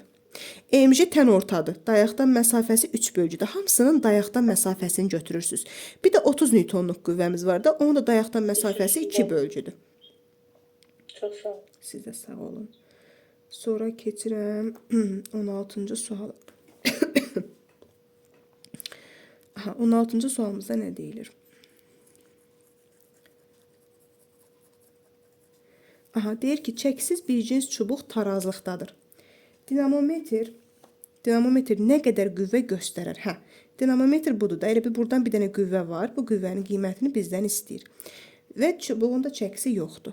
Deməli, o zaman müəllimlər, nə yazırıq biz? Bax, bu F qüvvəsini, belə deyək də, elə göstərək ki, o zaman belə yazaq da, deməli, bircə dəqiqə. Hə, bax, bunun ağırlığı nə qədərdir? 20 newton deyil.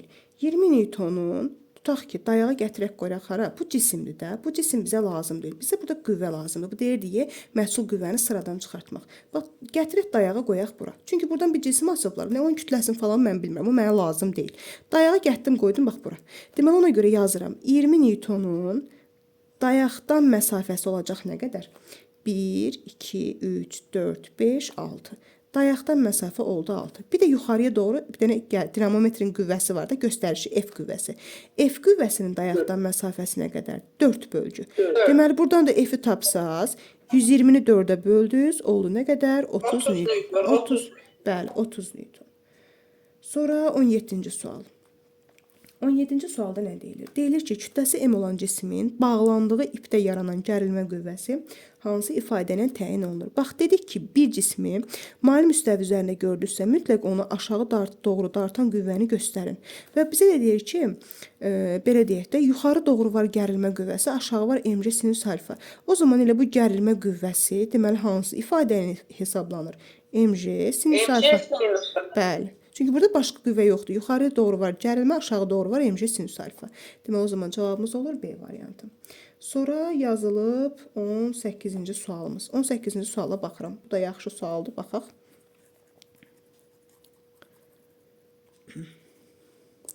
Deyir, hündürlüyü 40 cm, diametri 20 cm olan 60 newton çəkili silindr verilib. Silindr O nöqtəsi ətrafında çevirmək üçün lazım olan F qüvvəsinin modulunu hesablayın.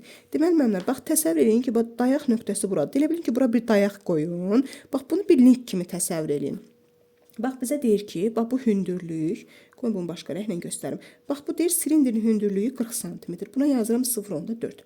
Deyir, diametri 20 cm. Diametri bu oturacağın diametridir, düzdürmü?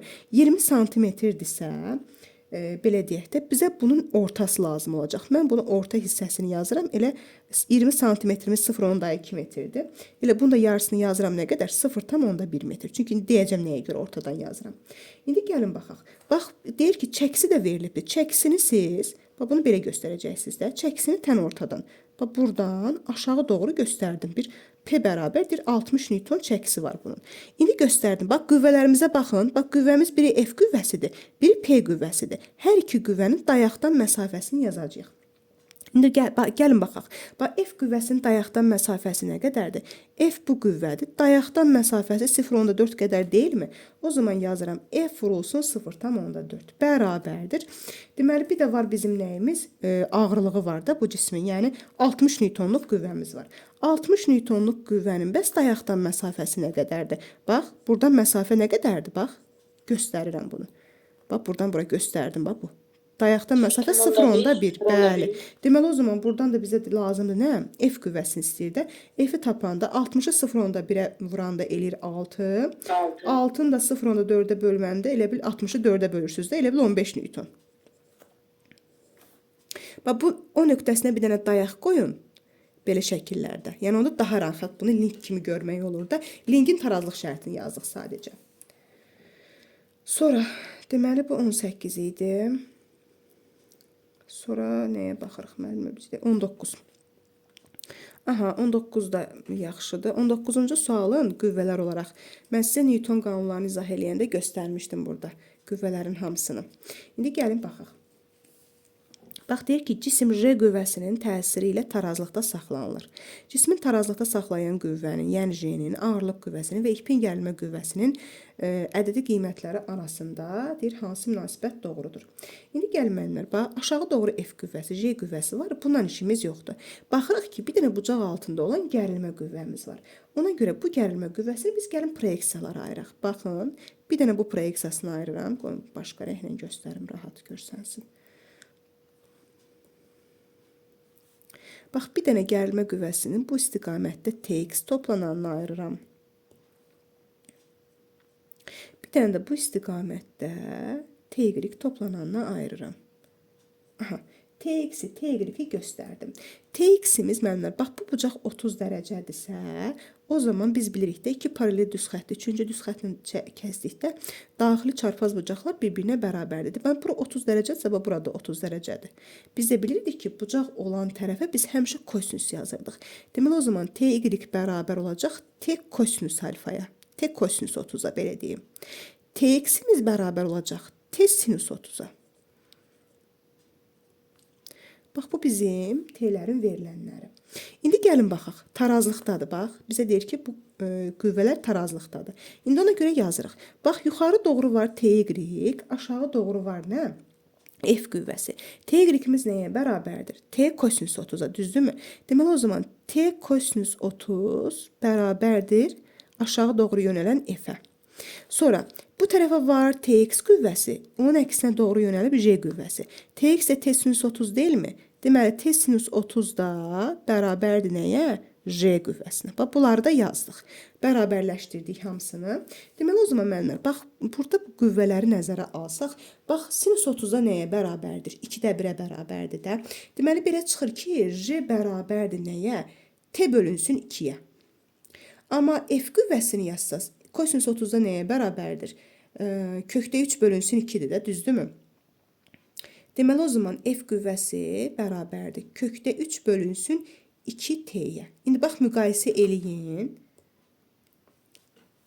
Bax, müqayisə eləyin. Bax, J gərilmənin yarısına bərabərdir. Amma kökdə 3 bölünsün 2 bilirsiniz də, 2-də 1-dən böyükdür. Deməli, belə çıxır ki, ən böyük qüvvə gərilmə qüvvəsidir. Çünki biz gərilmə qüvvəsinin misillərini yazdıq da. Ən böyük qüvvə gərilmə qüvvəsidir. Sonra F qüvvəsidir. Çünki F qüvvəsi kökdə 3 bölünsün T-nin kökdə 3 bölünsün 2-sinə bərabərdir. Amma J gərilmənin yarısına bərabərdir. Deməli, ən kiçik qüvvə hansı qüvvədir? Gərilmə J qüvvəsidir. Deməli, T böyükdür F-dən, o da böyükdür J-dən. T böyük F, o da böyük J. O da olur Y variantı. Sonra Çatmadım mənə. Müəllimə, T-nin özü neçə oldu ki? T-nin özünü tapa bilmirik də müəllimə. Çünki bizə burada Elə T-dir. ay sağ ol, bir ümumi T deyirik. Sadəcə olaraq, yəni T ən böyükdür. Biz nəyə görə ən böyükdür? Bax, görürsünüz, T-ni hələ kosinüs 30-a vuranda F-i alırıq. T-ni sinüs 30-a vuranda J-ni alırıq. Yəni, belə deyək də, məsələn, sinüs 30 2-də 1 deyil. Gərilməni yarıya bölsəz J qüvvəsinə bərabər olur. Bax, yazmışam. Baxın. Bax, gərilməni yarıya bölsəz J qüvvəsini verir. Tutaq ki, gərilmə 10 Newtondur. 10-u 2-yə böldünüz, J-nin qiymətini tapdınız 5.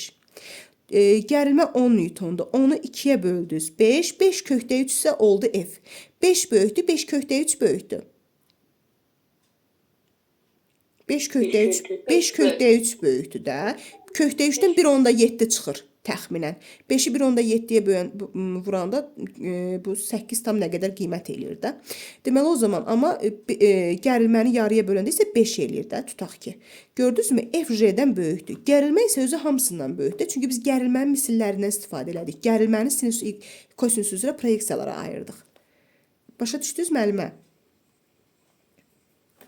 Müəllimə, bir də bu TY yazdığımız yer bucaq olduğuna görə T kosinüs 30 oldu. Bəli, bax, istifadə elədik də. Dedik ki, bax, iki paralel düz xətt deyil. Bax, bu riyaziyyatda var da. İki paralel düz xətti üçüncü düz xəttlə kəsəndə çarpaz bucaqlar bir-birinə bərabər olur. Bax, buradakı bucaq 30 dərəcədirsə, bax, bu tərəfdəki bucaq, bunlar çarpaz hesab olunur. Burada 30-dur.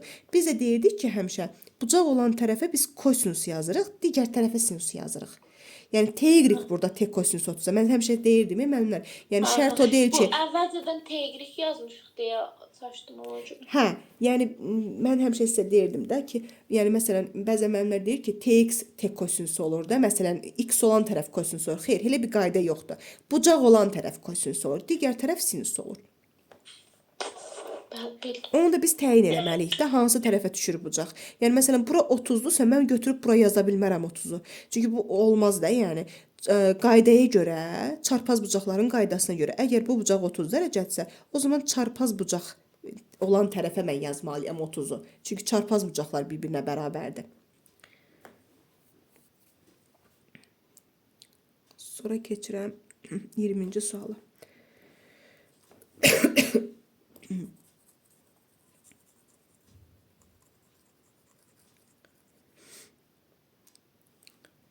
Deməli, bircin çubuq şəkildəki kimi tarazlıqda olarsa, ona təsir eləyən qüvvələri, ağırlıq qüvvəsini hesablayın. Deməli, ağırlıq qüvvəsi deyirsə müəllimlər, mən tez ortadan, deməli deyirəm ki, deməli bu lingin müəyyən bir kütləsi var. Deməli, tən ortadan nə edirik? MG-sini göstəririk. MG-sini göstərdik. Dayaq da buradadır təbii ki. İndi baxın. İndi ikinci işim nədir? Baxıram ki, qüvvə perpendikülər yönəlməyib, yəni bucaq altındadır. O zaman yenə bunu proyeksiyalarına ayıracağam. Baxın, bir bu proyeksiyası, bir bu proyeksiyası. İndi mənə lazım olan, bax bu belə deyək də, yuxarı perpendikülər olan, bax bu proyeksiyadır. Çünki bax bu proyeksiyanı mən uzatsam, bu gəlib hardan keçəcək? Dayaqdan keçəcək. Dayaqdan keçdiyi üçün bu momenti sıfıra bərabər olacaq da. Yəni belə deyək, bu linki fırlada bilməz. Bu linki ancaq irəliləmə hərəkət elətdirəcəkdir. Bu F qüvvəsinin X üzrə proyeksiyası. Mənə Y üzrə proyeksiyası lazımdır. Elə ona görə də bunu silirəm. Bunu heç yazmıram. Çünki bunun momenti sıfıra bərabərdir. Deməli, o zaman F1 qüvvəsi 150 Newtondur, düzdür? Deməli, 150 Newton, o zaman yuxarıdakı proyeksiyaya biz nə yazırıq? Gəlin elə hesablayaq birbaşa. Deməli, o zaman FY nəyə bərabər olacaqdır? 150 vurulsun, bucaq olmayan tərəf olduğu üçün bura sinus yazacağım. Sinus 30-da nəyə bərabərdir? 2-də 1-ə, düzdürmü? 2-də 1. Aha, 150 vurulsun 2-də 1, bu da olacaq elə nə qədər? 75. Tamam. Deməli, baxın, yuxarı doğru artıq oldu 75 Newton, aşağı doğru var 30 Newtonumuz, bir də var aşağı MG-miz. İndi 3 dənə qüvvəmiz var. İndi siz götürüb ancaq, yəni 3 qüvvə olanda biz bilirik də, bunları tapmalıyıq. Görək hansı saat əqrəbi istiqamətinə fırladır, hansı saat əqrəbin əksinə. Bax, dayaq buradır. İndi baxın, MG-dən dartanda, bax, bunu saat əqrəbi istiqamətinə fırladacaq. F2 qüvvəsi də, bax, bu qüvvə də saat əqrəbi istiqamətinə fırladacaq. Amma bu FY qüvvəsi var, bu yuxarı doğru. Bu saat əqrəbinin əksinə fırladacaq.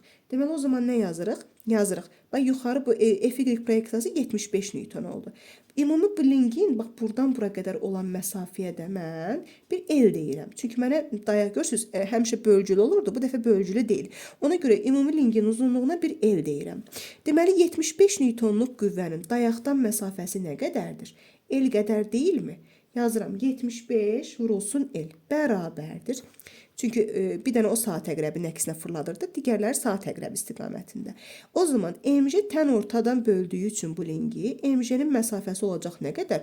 Bax, bu məsafə olacaq L bölü 2 qədər. Deməli, MG-nin məsafəsi oldu L bölü 2. Üzərinə gəlinsin, bir də 30 Newtonluq qüvvəm var axı. 30 Newtonluq qüvvəndə, bax, buradan buradır. Dayaqdan məsafəsi L qədərdir. Всё, tənliyimi yazdım. Hər tərəfdən ellər ixtisar gedir, müəllimlər. Elləri ortaq vuruq bu tərəfdən çıxartsam, ixtisar eləyəndə, bax, bu ellər gedir. Deməli, o zaman yazıram. 75 bərabərdir. Deməli, daha doğrusu elə 30-u da bu tərəfə keçirsək, 75-dən də 30-u çıxanda nə qalır? 45 qalır. Hə, müəllimlər, 30-u bu tərəfə keçəndə mənfi olacaq da. 75-dən 30-u çıxaracaq 45, bərabər olacaq nəyə? MG bölünsün 2-yə. Buradan tapırsınız ki, MG bərabər olur 90-a, Bizə də deyir ki, ona təsir edən elə ağırlığı istəyir də bizdən. Deməli, nə zaman mc ağırlıq qüvvəmiz olduğu nə qədər? 90 Newton. Elə bildim kütləni istəyir, deyəcəydim kütləmiz 9 kiloqramdır, amma elə ağırlıq qüvvəsini istəyir. Mənlər başa düşdük məsələni. Bəli. Hə? Bəli, başa düşdüm. Özüm deyirəm, başa düşdüm. Bəli. Yaxşı. Sonra keçdik, deməli bu neçənci idi? 20-ci sual idi. Sonra keçdik 22-yə. 22-ci sualda nə deyilir? Deyilir ki, sistem tarazlıqdadır. BC çubuğunun ağırlığı 200 Newton olarsa, bizə deyir ki, AC ipindəki gərilmə qüvvəsi neçə Newton olacaq? Bax, BC hansıdır? BC bu çubuqdur da, bax bu çubuqdur. Bunun ağırlığı deyir 200 Newton. Deməli, o zaman tən ortadan bu ağırlığını göstərirəm 200 Newton. Yenə baxıram ki, gərilmə qüvvəsi bucaq altındadır. Və bildik də müəllimlər, artıq TX proyeksiyasını göstərmirəm. Niyə göstərmirəm? Çünki o gəlib dayaqdan keçəcək uzantısı. Dayaqdan keçirdiyi üçün də momenti 0 olacaq. Bax bu proyeksiyası. TX proyeksiyası mənə lazım deyil. Çünki bax bunun uzantısı gəldi buradan dayaqdan keçdi. Dayaqdan keçdiyi üçün momenti olur 0. Deməli o zaman mən sadəcə bu T-nin Y proyeksiyasına baxacağam. T-Y-ə. T-Y-də bucaq olmayan tərəf olduğu üçün olur nə qədər? T sinus 53 dərəcə. Sinus 53-də də 0,8. Elə birbaşa yazıram. 0,8 T. Aha. Vəsiyon, indi gəlin baxaq müəllimlər. Bax, yenə 3 qüvvəmiz var. Bax, bir 0,8 T-miz var. Bir 700-ümüz var. Bir dənə də 200-ümüz var. İndi gəlin görək hansı saat əqrəb istiqamətinə fırladır, hansı əksinə. Bax, 0,8 T saat əqrəbinin əksinə fırladacaq. 700 saat əqrəb istiqamətində, 200 saat əqrəb istiqamətində. O zaman yazıram. Tənliyimizi yazıram. Bax, 200 Newtonluq qüvvənin dayaqdan məsafəsi nə qədərdir? Baxın, 1, 2 bölgü. Yazıram. 200 vurulsun 2, üzərinə gəlinsin. 700-ün dayaqdan məsafəsi nə qədərdir? Baxın, buradan bura qədər. 4 bölgü. 700 vurulsun 4 bərabərdir. Digər tərəfdə 0,8 T yazacağım. 0,8 T-nin də dayaqdan məsafəsi yenə 4 bölgü. Vəsiyo, yazdım bunları. Deməli, indi 0,8-i 4-ə vurduq, oldu 3,2 T bərabərdir. 202-yə vurduz 400, 700-ü də 4-ə vurduz 2800. Deməli, bu olurmu? 3200. Buradan da T-ni tapsaz, 3200-ü də 3,2-yə bölmək 1000 Newton olur da. Gərilmə qüvvəsini tapdıq ki, deməli 1000 Newtona bərabərdir. Aydın oldu mu?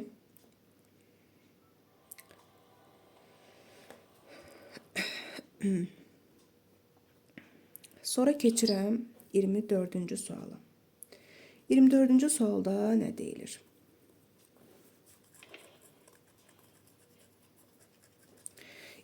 Sualda deyilir ki, çəkisi 200 Newton olan bir cins çubuğu tarazlıqda saxlayan ipin T gərilmə qüvvəsinin modulunu hesablayın. Gəlin baxaq. Bax, çəkisi 200 Newton olan deyirsə, tən ortadan, bax, bunun 200 Newtonunu göstərdim. Bir cins çubuğu tarazlıqda saxlayan gərilmə qüvvəsi. Deməli, mənlər, buradakı bu bucağa fikir verməyin. Bax, bizim dayağımız bura deyil. Dayaq burada, çubuğun bir tərəfi burada səthdə dayanıbdır. Deməli, artıq şərtimizi yazırıq. Gərilmə qüvvəsinin, bax, bu dayaqdan məsafəsi nə qədərdir? Bax, buradan bura doğru. Bax, buradan bura. Məsafə neçə bölgüdür? 1, 2, 3, 4, 5 bölgü. Deməli, o zaman yazırsınız. Gərilmə vurulsun 5 bərabərdir. 200-ün dayaqdan məsafəsi nə qədərdir? 3 bölgü. Buradan da tapırıq ki, deməli, 200-ü vurduq 3-ə, eləyir 600, 600-ü də böldük 5-ə, olurmu 120 Newton? Deməli, gərilmə qüvvəmiz oldu 120 Newton. Sonra müəllimlər, burada var başqa sualınız? Yazılmayıb, başqa sualına görə deyirəm. Yox, 26-ya da baxa bilərik mənim. baxarıq, əlbəttə baxarıq. Aha, gəlin baxaq.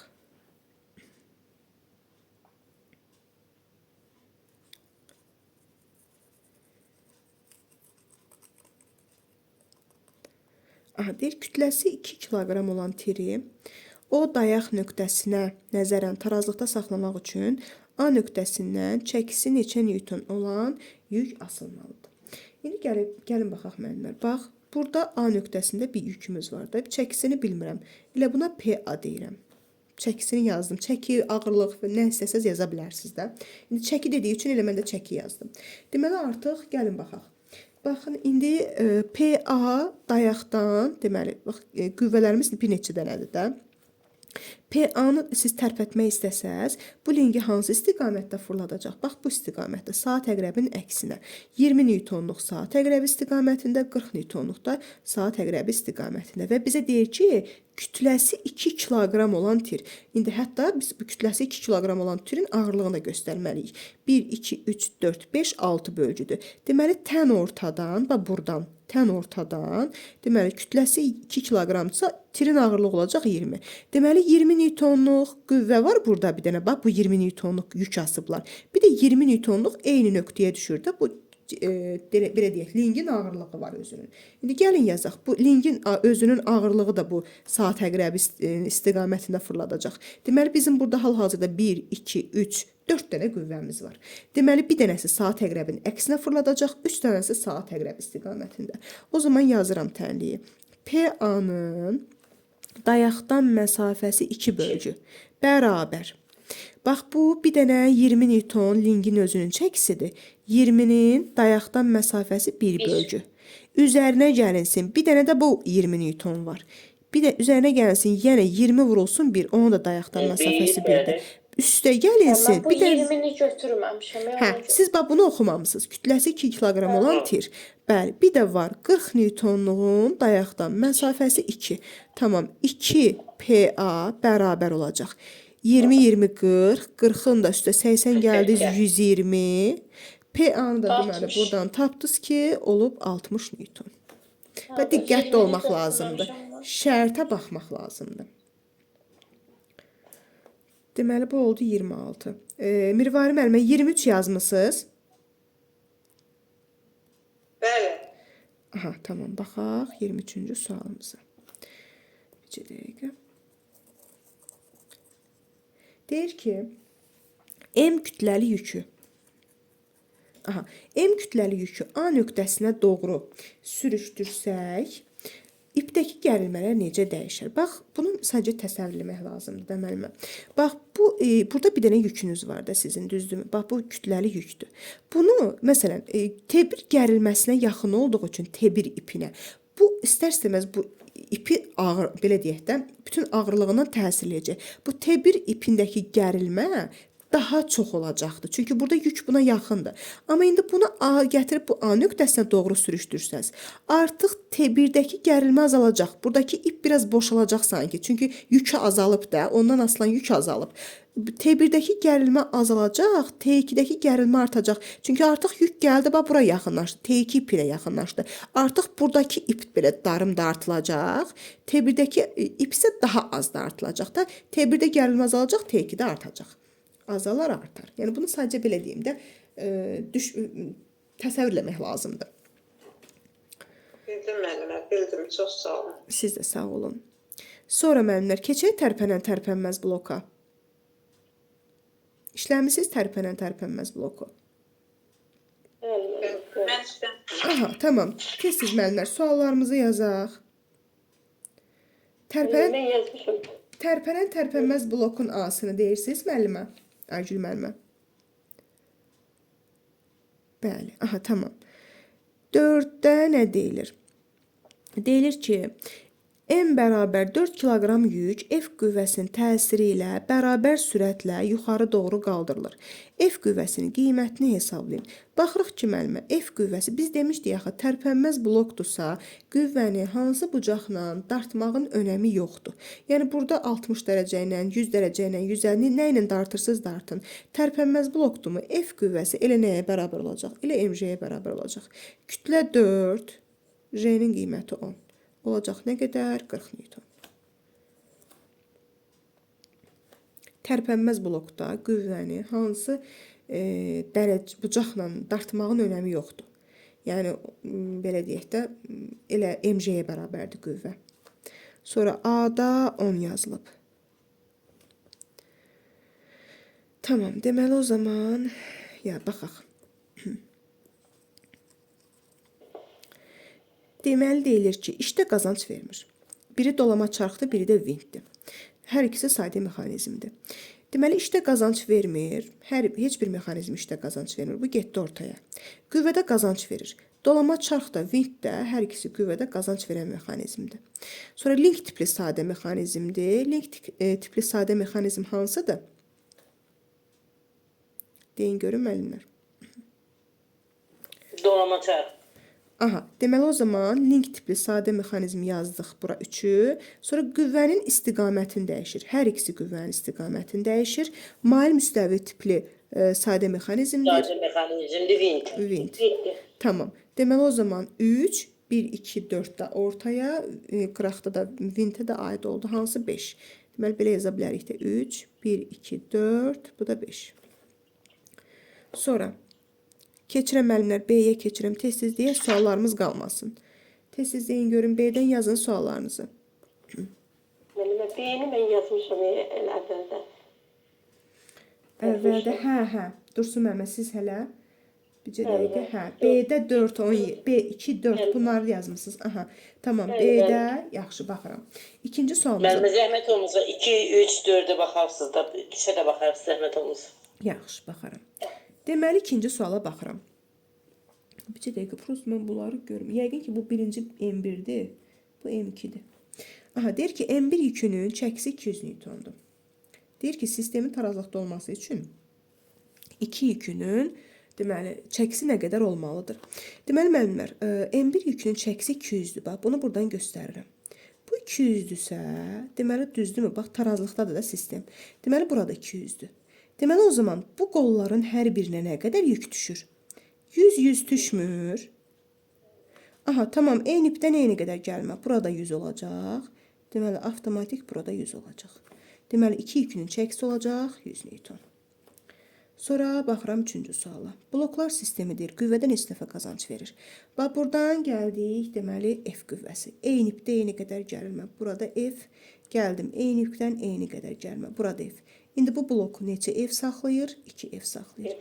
Deməli, o zaman burada qüvvədən neçə dəfə qazanc var? 2 F bərabərdir mj-yə. F-i də tapsaz olacaq nə qədər? Mj böl 2.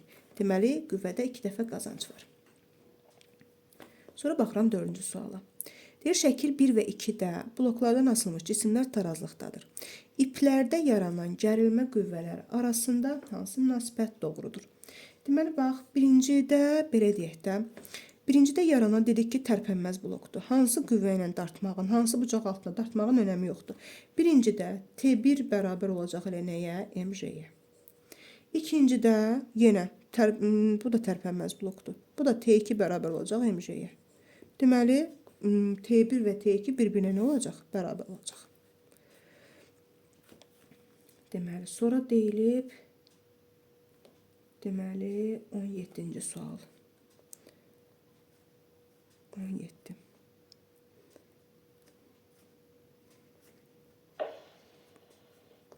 Mhm. 17-ci sual, bəli. 17-ci sual. Mənim sualıma baxırdınız. Dursun Mən mən. yazdım o ki, hə. Hə, baxın. 8. Bəli. Yox, 7-8 yazmışdım, ona görə dedim mən. Hə, siz yuxarıda yazmısınız. B4, 17, 2, 24 onları yazmısınız. Mən də olaraq Hə? Mən yazmışam, 7 mən yazmışam mənim. Hə, yaxşı. Deməli, sonra 7-8, hə, tamam, gəlin 7-8-ə baxaq, yaxşı. Mən yuxarı baxdım deyə, sonra aşağıda səhifəni görmədim, yaxşı. 7-8, 9-a baxaq, sonra keçək. Tamam, 7-ci sualda nə deyilir? 300 Newton qüvvənin təsiri altında tarazlıqda olan cismin kütləsini tapın. Bax, bu F 300-dür. Düzdür. Gəldiniz, eyni ipdən eyni qədər gərilmə. Burada 300 olacaq, burada 300 olacaq. Deməli, o zaman bura oldu nə qədər? 600. Düzdür. Aha, все. İndi bizə deyir ki, cismin kütləsini hesablayın. Deməli, yuxarı 600-dürsə, aşağıda deməli olacaq nə qədər? 600. Yəni, mj bərabər olacaq nəyə? 600-ə. Buradan da m-i tapanda olacaq 60 kiloqram. Sonra 8-ci sualımız. Deyilir ki, yayda yaranan elastiklik qüvvəsi 100 Newton olarsa, tarazlıqda olan cismin kütləsini hesablayın. Deməli, müəllimlər, bax, belə deyək də, əgər yaydan mail müstəvi üzərində olan belə deyək də cismə belə yay ilə bağlanıbsa, bax burada olan qüvvə, yayda yaranan qüvvə. Elə siz buna Kx desək, elastiklik fərqi yoxdur da, elə F elastiki desək. Aha, elastiklik qüvvəsi. Yəni bu elastiklik qüvvəsi elə bax burada yaranan gərilmək kimi. Yəni burada da elə F elastik olacaq. Aşağıya doğru bir dənə də mc olacaq. Deməli o zaman F elastiki bərabər olacaq nəyə? mc-yə. F elastikin qiymətinə bizə verib 100. 100 bərabər olacaq 10 m-ə. Buradan da m-i tapsaz olacaq 10 kiloqram.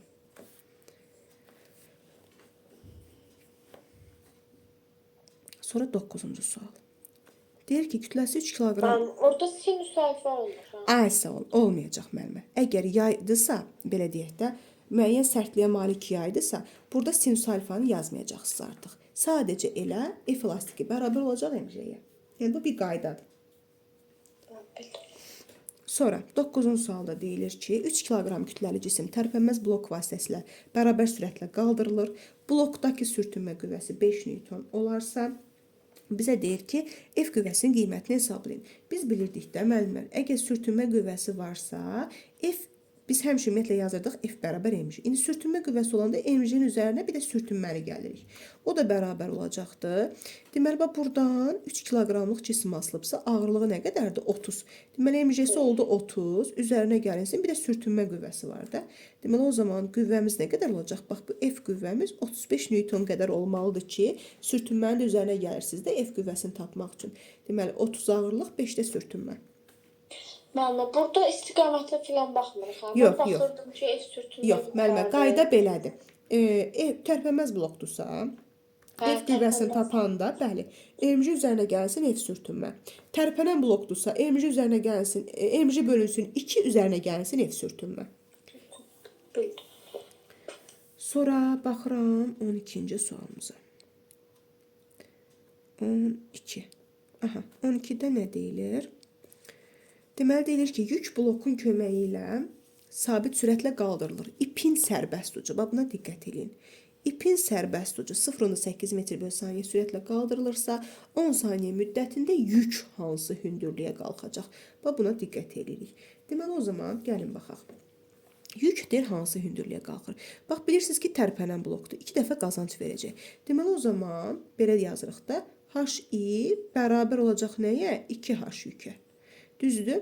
Buradan da H yükü tapanda H yükümüz nəyə bərabərdir? H ip bölünsün 2-yə. H ip də nədir? H ipin özünü verməyib də bizə. Amma bizə nə veribdir? İpin sürətini veribdir. Deməli, H ipin yerinə siz yazarsınız. V ip vurulsun T bölünsün 2. V ipin qiyməti 0.8. Zamanımız 10 saniyə. Bir də bunu yarıya böləcəyik. 0.8 10-a vurduz 8. 8-i 2-yə böldünüz 4 metr.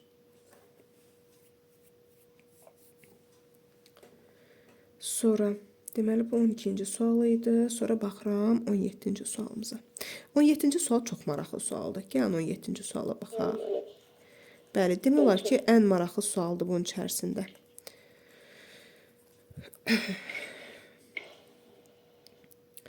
Deməli, 17-ci sualımızda nə deyilir? Deyilir ki, deməli, M bərabər 5 kiloqram kütləli yük, F bərabər 40 Newton qüvvənin təsiri ilə bərabər təcillə hərəkət etdirilir.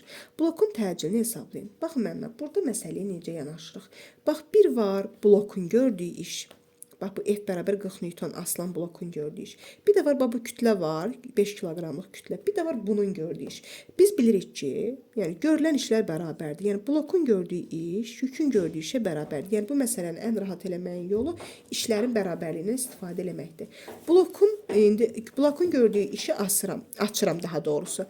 Yəni biz bilirik ki, işin düsturu nədir? Qüvvə vurulsun, məsafə. Deməli, blokun gördüyü işin yerinə yazıram F qüvvəsi vurulsun S blok. Yəni blokun etdiyi yer dəyişmə bərabərdir.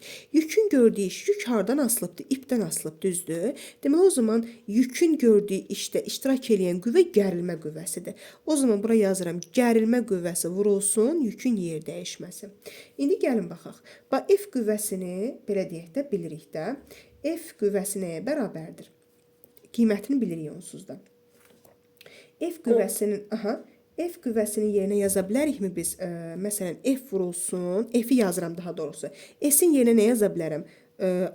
Belə deyək də açıq düsturu. A blok T kvadratı bölünsün 2. Yəni blokun təcili T kvadratı S bərabərdir də AT kvadratı bölünsün 2. İndi bunu blok üçün yazıram.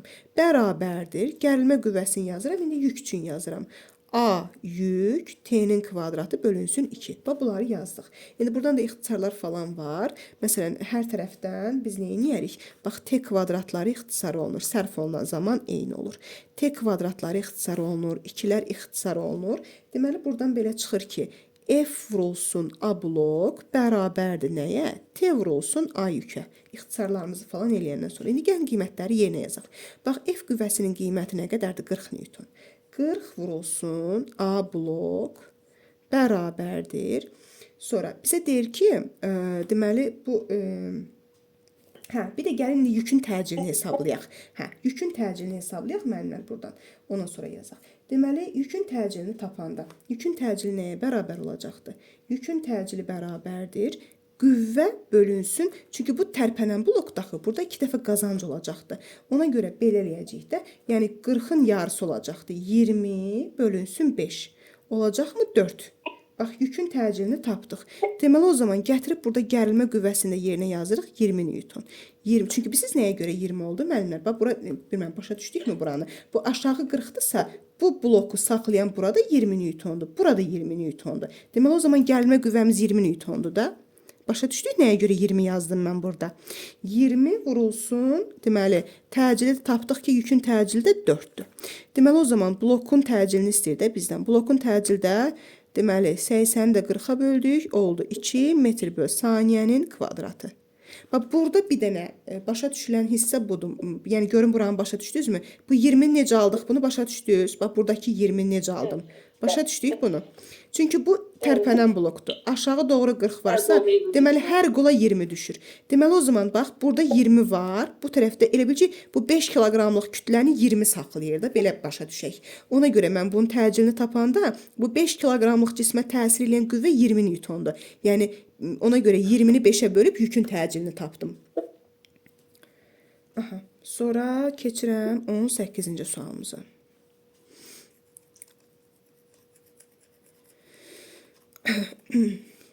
18-ci sualımızda deməli nə deyilir? Deyir ki, bloklar sistemi tarazlıqdadır. Bloklardan asılan yüklərin sıxlıqlarının nisbətini hesablayın. Yenə bura V1-dir, bu hissədə V2-dir. Bizə deyir ki, həcmlər bərabərdir. Və sistemdə tarazlıqdadır. Deməli, o zaman müəllimlər, bax, məsələn, bura bir M1 kütləli yük desəm, bura bir M2 kütləli yük desəm, yəni həcmlərə uyğun olaraq yazıram da. Məsələn, bura olsa M2J. O zaman gəldim, bax, burada olacaq M2J. Gəldik, bax, burada olacaq M2J. Deməli, o zaman, bax, bu bloku neçə M2J saxlayır? 2 M2J qüvvəsi saxlayır, düzdürmü? 2 M2J qüvvəsi saxlayır. Deməli, aşağı doğruda nə var? Dəyişdirin bunu.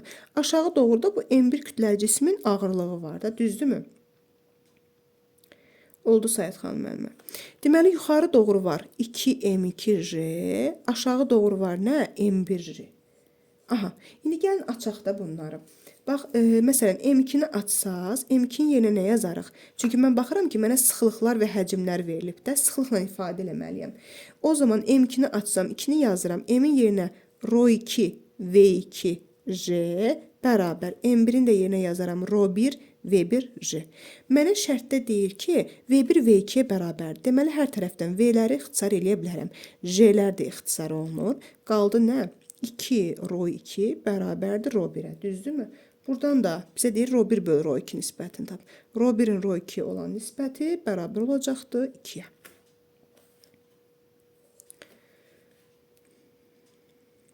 Sonra 19-cu sual. Belə tapmaq olar ki, birinci tərpənməzdir, F bərabərdir MJ-yə, ikincidə MJ bölünsün 2-yə. M-lərlə M-i tapıb elə bir rol ilə M-i mütənasiblikdən. Olar müəllimə, tapa bilərsiniz, olar. Sadəcə olaraq burada belə deyim də, belə yazanda daha aydın görsənir də. Sizə çətin gəldi bu yol, bu üsul. Yo, mən bu birisi yolla getmişdim. Ona görə demirəm səhvdir. Yo, səhv deyil. Səhv deyil müəllimə. Səhv deyil. Sağ ol. Sizə sağ olun. Sonra baxıram 19-cu sualımıza. Deməli 19-cu sualda nə deyilir? Deyilir ki, polisbas vasitəsilə yükü 0,6 metr hündürlüyə qaldırdıqda ipin sərbəst ucunun yer dəyişməsi nə qədər olacaqdır?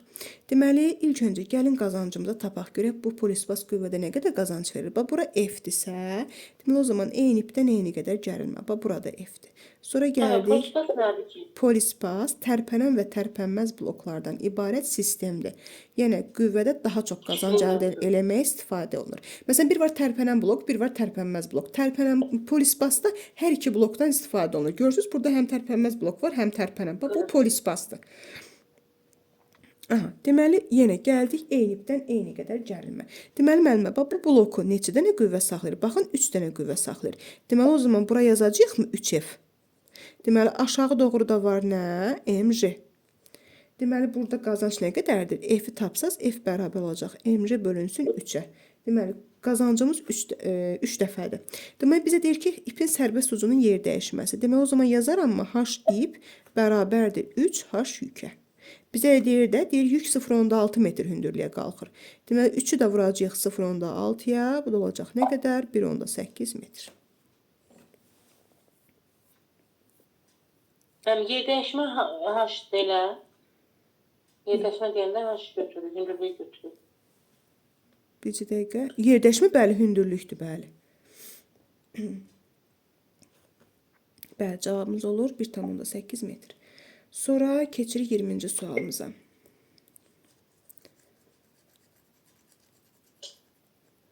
20-ci sualda nə deyilir? Yenə yük verilmiş bloklar sistemi vasitəsilə bərabər sürətlə qaldırılır. İpin sərbəst ucunun yer dəyişməsi verilib, yük hansı hündürlüyə qalxacaq. İndi yenə gəlməliyik. Qüvvədə qazancı tapmalıyıq. Birinci bunu tapmalıyıq məsələni həll eləmək üçün. F, gəldik. Eyni ipdən eyni qədər gəlmə. Burada F, burada F. Deməli, o zaman bura olacaqmı 2F? Deməli, yuxarı var 2F, aşağı doğru var MJ. Deməli, o zaman buradan F-i tapsaz, F olacaq. MJ bölünsün 2. Deməli, qüvvədə nə qədər qazanc var? Qüvvədə 2 dəfə qazanc var. Bizdən yükü istəyir. Deməli, belə yazacaq da, H ip bərabər 2H yükə. Yükü istədiyi üçün də H yük bərabər olacaq nəyə? H ip bölünsün 2-yə. İpin yer dəyişməsi 6, 6-nı da 2-yə böldünüz, oldu 3 metr.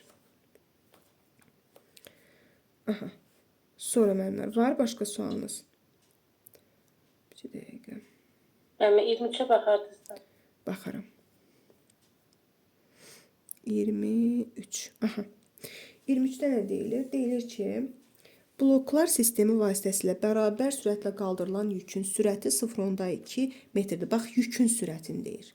İpin sərbəst ucunun sürətini hesablayın. Yenə, bax, müəllimə, bura F-dirsə, gəldi eyni ipdən eyni qədər gəlmə. Burada F, bax, burada F. Deməli, o zaman bu bloku neçə F saxlayır? 2F saxlayır, düzdür? Deməli, qüvvədə nə qədər qazancımız var? Qüvvədə 2 dəfə qazancımız var. Deməli, o zaman, ay sağ ol, F-imiz bərabərdir nəyə? MJ bölünsün 2-yə. 2 dəfə qazanc var. Sizdən deyir ki, ipin sərbəst ucunun sürəti. Yəni, V ip bərabərdir nəyə? 2V yükə. Yükü də verib də, yükün sürətdir 0,2-dir. O zaman 2-ni vuracaqsınız 0,2-yə.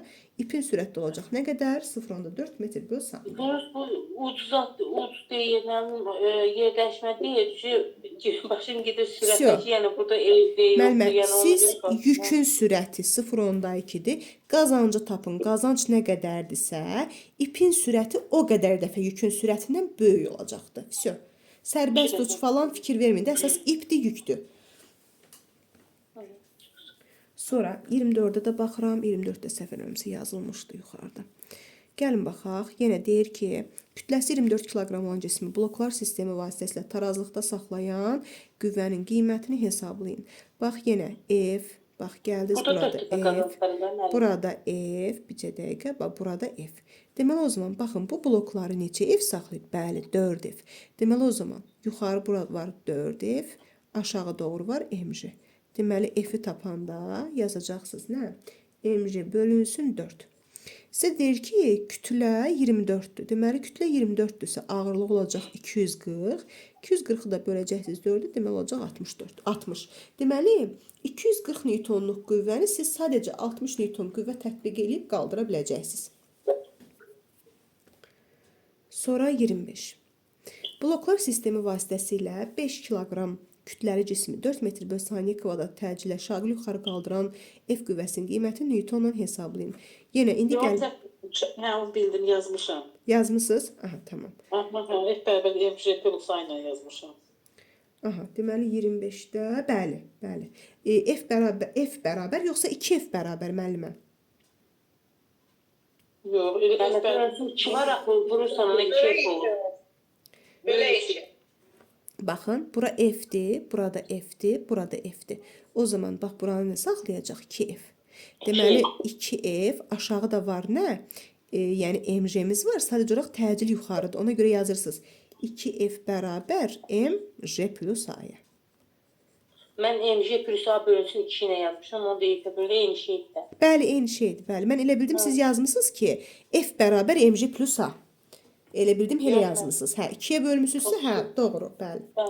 Müəllimə, mən elə yazmışam. Mən yazmışam 2 yer çıxılsın MJ bərabərdir MA. Sonra qiymətlərin yerinə Aha. qoyub F tapmışam. O da olar, Mən müəllimə. F bərabər mj plus sayla getmişəm. O da olar. Müəllimə, siz yazdığınız da tamamilə doğrudur. Sadəcə biz nəticə yazmışıq da elə bil. Bax, aşağı var MJ, təcil yuxarı olduğu üçün deyirsiniz 2F böyük. Deyirsiniz ki, 2F çıxılsın MJ, Newton ikinci qanunu yazmısınız da. Bərabər MA-ya. A isə olun, bəli, buradan 2F bərabər. Yenə gördünüzmü, gəldi oldu MJ plus A-ya gəldi. Mən də başqa qiymətləri yazmışam. Elə düsturdan Bəli. qiymətləri yazmışam. Əla. Sonra müəllimlər. C-ni yazan var. C-ni işləmisiniz, C-sini. Az işte. C-dən sonra başqa başlıq var müəllimlər burada. Yoxsa başqa... Birdən sonra impuls gəlir müəllimə, qutarır C'dən. Aha, tamam. C-dən də suallarınızı deyin müəllimə. C-də 1. C'dən qalıb müəllimə 8. Aha. 1-ə baxım. İlk öncə 1 yazılıb, 5 yazılıb. 1, 5-ə bax. 1, 3, 4, 5. Tamam. 1, 3, 4, 5. Yaxşı, baxacağım. Deməli, birinci sualımıza nə deyilir? Şəkil 1-dəki yay x qədər uzanarsa, aha, şəkil 2-dəki yay deyir nə qədər uzanacaq. Bax, şəkil 1-dəki yay x qədər uzanır, düzdürmü? Yəni, tərpənməz blokdur. O zaman nə yazırsınız? Bax, bura f-dirsə, gəldiniz, burada f oldu. Deməli, aşağı doğruda var nə? Yuxarı doğru var f, aşağı doğru var kx qüvvəsi də, belə deyək, elastiklik. Deməli, o zaman f bərabər k vurulsun x. Bax, bu birinci yay üçün yazdım. İndi deyir ki, ikinci yay. Gəlin baxaq. Bax, bura f-dir. Gəldiniz, bax, burada f. Gəldiniz, burada f. Düzdürmü? Bu bloku neçə f saxlayır? 2f. Düzdür? İndi yuxarı doğru var 2f. Aşağı doğruda var yaydakı elastiklik. Düzdür? İndi baxın müəllimlər. Qüvvə biz bilirik ki, qüvvə ilə sərtlik eyni sərtlikdir də. Yəni bu eyni yaydır. Bunların sərtlikləri görürsüz bərabərdir. İndi qüvvə 2 dəfə artırsa, deməli o zaman bax buradakı uzanma da 2 dəfə artacaq. Çünki sərtlik sabitdir, eyni yaydır. Ona görə də deməli buradakı artıq uzanmamız nə qədər olacaq? 2x olacaqdır. Aydın oldu mu? Çünki f bərabər kx düsturuna görə k sabit olanda əgər bax gördünüz burada qüvvə 2 dəfə artdı. Baxın bir dəqiqə. Bir dəqiqə. Və burada f qüvvəsi idi. Burada gördünüzmü 2f oldu. Çünki bir dənə də böyrünə tərpənən blok asıblar. Qüvvədə 2 dəfə qazanc oldu. Deməli ona görə qüvvəni 2 dəfə artırırıqsa, daha doğrusu qüvvədə 2 dəfə qazanc yoxdur. Yəni qüvvə 2 dəfə artırdı.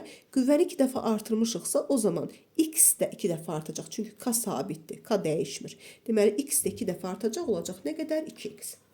Deməli bu birinci sualımız. İkinci sualımıza baxıram. İkinci sual deyir ki, tərpənməz blokun köməyi ilə yükü sabit təcillə yuxarı qaldırırlar. F 30 Newton, M bərabər 2 kiloqram olarsa, ipin sərbəst ucunun hərəkət təcilini hesablayın. Mənimlə baxırıq ki, bizim blokumuz tərpənməz blokdur. Tərpənməz blokda yükün təcili, ipin təcili ilə hamısı nədir? Bir-birinə bərabərdir. Və bu kütləni, yükü də A təcili ilə yuxarı qaldırırıqsa, o zaman F bərabərdir nəyə? mj plus A-ya. Yəni, burada heç bir qazanc falan yoxdur. Deməli, o zaman F-in qiyməti 30 bərabər.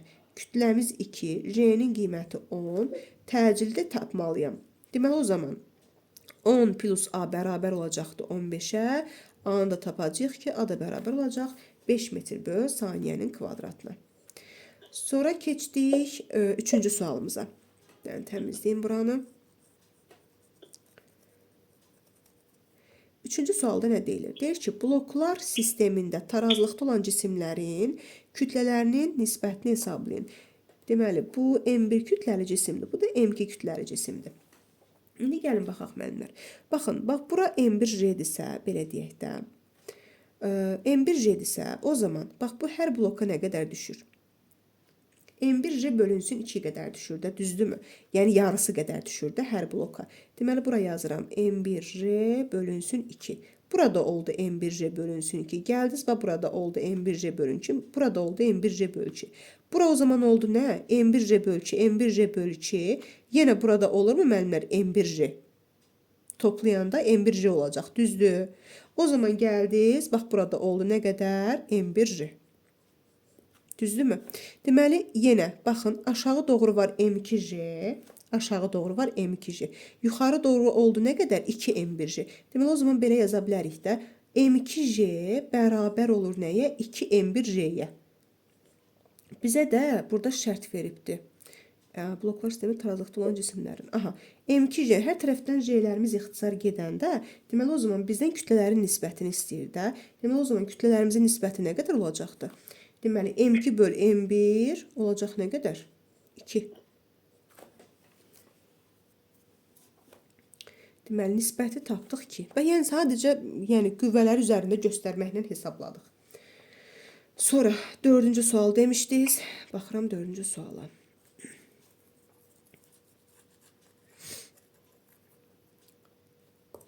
Deməli, deyir ki, F bərabər 20 Newton olarsa, blokdan asılmış cismin kütləsini hesablayın. Baxın, müəllimə, F bərabər 20-dir. Bura 20-dir. Eyni ipdən eyni qədər gəlim mən. Burada 20-dir. Gəldim, bax, burada 20-dir. Burada 20-dir. Burada 20-dir. Bax, burada 20-dir. İndi baxın, bax, bu 3 dənə bloku neçə dənə 20 saxlayır? 1, 2, 3, 4, 5, 6 dənə 20 saxlayır. Deməli, o zaman bura 6 vurulsun 20-dən olacaqmı? 120 Newton. Deməli, aşağı doğruda var nə qədər? Bilmirik də, M kütləli cismi bilmirik. Aşağı doğruda var MJ qüvvəsi. Deməli, o zaman 120 bərabər olacaq MJ-yə. M-i də tapanda olacaq 12 kiloqram. Bəli. Sonra baxıram 5-ci sualımıza. Nasıl qısa şəkillə asan? Müəllimə, 5-ci sualda cavab bədir. Cavabı bilmirəm müəllimə. Qoyum bir dənə baxaq. Testdə cavablarda A çıxıb, ona görə. Yox, hə, bu sualda, bəli, bu sualda səhvlik olmalıdır. Gəlin Bir də baxaq. deyəsən 6-da elədi, 6-da səhv çıxıb. Bir dənə baxaq müəllimə. Cavab tam yadımda deyil, amma bilirəm ki, bu suallarda bəzilərində səhvlik olmalıdır cavabda. Baxın, deməli bura F-dir. İlk öncə qüvvədə qazancı tapaq. Bax, bura F-dir. Eyni ipdən eyni qədər gəlmə. Burada F, gəldiniz, burada F. İndi bax, bu bloku neçə F saxlayır? Bura olacaq 2F, düzdürmü? Tamam, burada oldu 2F. İndi bu bloku neçə F saxlayacaq? 4F. Tamam, gəldiniz, burada 4F. Bu bloku 8F. Ay, sağ olun. Burada oldu 8F. Deməli, o zaman bu bloku da saxlayır 16F. Aşağıda var MJ-miz. Deməli, F-i tapsınız ki, F bərabər MJ böl 16. Yəni, müəllimə, kiminsə mikrofonu açıqdır, bağlasın. Deməli, qüvvədə 16 dəfə qazanc var. Bizə deyir ki, ipin sərbəst ucunun sürətini hesablayın. Deməli, o zaman V ip bərabər olacaqdır nəyə? 16 V yükə. O da bərabər olacaqdır, deməli. 16 V yükün yerinə nə yazaq? Bizə verilibdir, yük 10 saniyə müddətinə 1 metr yuxarı qalxıb. Ay sağ ol, H yük bölünsün T. O da bərabər 16 vurulsun. H yükün qiyməti 1, T'nin qiyməti 10. O da olacaq 1/6. Bəli, burada cavab B-dir. Sonra ayrı hansı sual deyilmişdi müəllimlər? 6-dır. Aha, tamam, 6-ya baxaq. 6-da da C yazmışam, cavab B çıxıb. Baxaq. Deyir ki, çubuq tarazlıqdadır. Yükün kütləsi 4 kiloqram olarsa, çubuğun kütləsini hesablayın. Çubuğun kütləsi deyirsə, ilk işim ortadan MJ-ni göstərməkdir. Tez göstərirəm ki, sonra yadımdan çıxmasın. Çubuğun kütləsi. Deməli, bu lingin müəyyən bir kütləsi var. Deməli, o zaman müəllimlər, gəlin baxaq. Bax, burada 4 kiloqram verib. Deməli, 4 kiloqramın ağırlığı 40 Newton olurmu? Deməli, bura 40 Newtondursa, hər qola düşürmü 20 Newton? Tamam. Bax qüvvələrimiz var. Bir dənə var 20 newtonluq qüvvəmiz, bir dənə də var mc qüvvəmiz. İndi qaldı bunların dayaqdan məsafələrini yazmaq. Bax 20 newtonluğun dayaqdan məsafəsi baxırsınız 2 bölgüdür. 20 vurulsun 2 bərabər mc-nin də dayaqdan məsafəsi 2-dir. mc vurulsun 2. Deməli hər tərəfdən 2-lərimiz ixtisar gedir. Buradan da deməli m-imiz bərabər olur nəyə? 2 kiloqrama. Cavab C variantı. Siz C tapmışdınız, müəllimə B. Bəli, C tapmış. C doğrudur, bəli. Sonra 7-ci suala baxıram.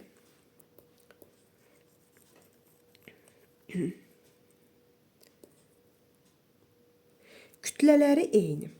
Bura diqqət edin. Kütlələri eyni olan yüklər F1, F2, F3 qüvvələrinin təsiri ilə tarazlıqdadır. Bu qüvvələrin modullar arasında hansı münasibət doğrudur? Deməli, müəllimlər, birinci halda baxırıq. Deməli, F1 qüvvəmiz nəyə bərabər olacaqdır? F1 qüvvəmiz mc sinüs alfa olacaq da. Burada bunu aşağı doğru dartan qüvvəmiz. Düzdür. Deməli, o zaman mc sinüs alfa olanda sinüs 30'da da 2'də 1'dir də. Deməli, o zaman F1 qüvvəsi nəyə bərabər olacaq? mc bölü 2 olar. Yəni, birbaşa yazdım da. Sinüs 30'da çünki 2'də 1'dir. Deməli, indi bu F1 qüvvəmiz oldu. F2 qüvvəmizə baxıram. F2 qüvvəmizdə tərpənən blokdur da. O zaman 2 dəfə qazancı əldə olacaq. F2-də olacaq mc bölü 2. F3'də isə tərpənməzdir. F3 də bərabər olacaq nəyə? mc-yə. İndi bunu deyək ki, müqayisə eləyin də. Deməli, o zaman F3 böyük olacaqdır. F1 ilə də F2 bir-ilə bərabər olacaqdır. Deməli, cavabımız hansı olur? F1 F2-yə bərabər, F3-dən kiçik. C variantı. D bəndə. Yox. F1 F2-yə bərabər, F3-dən böyük deyil. F3-dən kiçikdir, müəllimə. C variantı olur. Sonra 9 deyilib. Baxıram 9-a. 9-cu sual. Deməli, sistem tarazlıqdadır. Yükün kütləsini hesablayın. Deməli, müəllimlər, bax, bura 40. Gəldik, burada olacaq 40. Düzdürmü? 40, 40. Deməli, bura oldu nə qədər? 80. Gəldiniz, eyni ipdən eyni qədər gəlmə, burada 80. İndi baxın, M kütləli yükü, bax, bu kütləli yükü. Bir dənə 80 newtonluq qüvvə saxlayır, qol saxlayır. Bir dənə də 40 newtonluq. Deməli, o zaman, deməli, o zaman nə çıxır? Belə çıxır ki, 120 newton. Deməli, mc bərabər olacaq nəyə? 120 newton. 120. Buradan C da də bərabər, M də bərabər də 12. 12 kiloqram, всё. Bəli. Bəli, siz başa salanda asan olur özünüz yazın. Müəllimə, bunu siz nə etmək lazımdır? Bunu siz dönüb-dönüb dəfələrlə üstündə işləməlisiniz. Məsələn, indi bugün mən bunları izah elədim. Gedin bir də üstündə özünüz bir də göstərin. Bir dəfə qayda baxın. Belə-belə adət eləyəcəksiniz. Yoxsa bunu bir dəfə işləməklə, yəni elə tam belə asan eləməyi gözləməyin. Yəni dönüb-dönüb eləmək lazımdır. Sonra bir də yazıb müəllimə 12-ci sualı, baxacağam 12-ci suala. Müəllimə zəhmət olmasa 11 ilə 10-dan 11-ə də baxardınız, zəhmət olmasa. Heç bir zəhməti yoxdur, müəllimə, baxaram. Deməli, yaxşı elə, gəlin ona baxaq.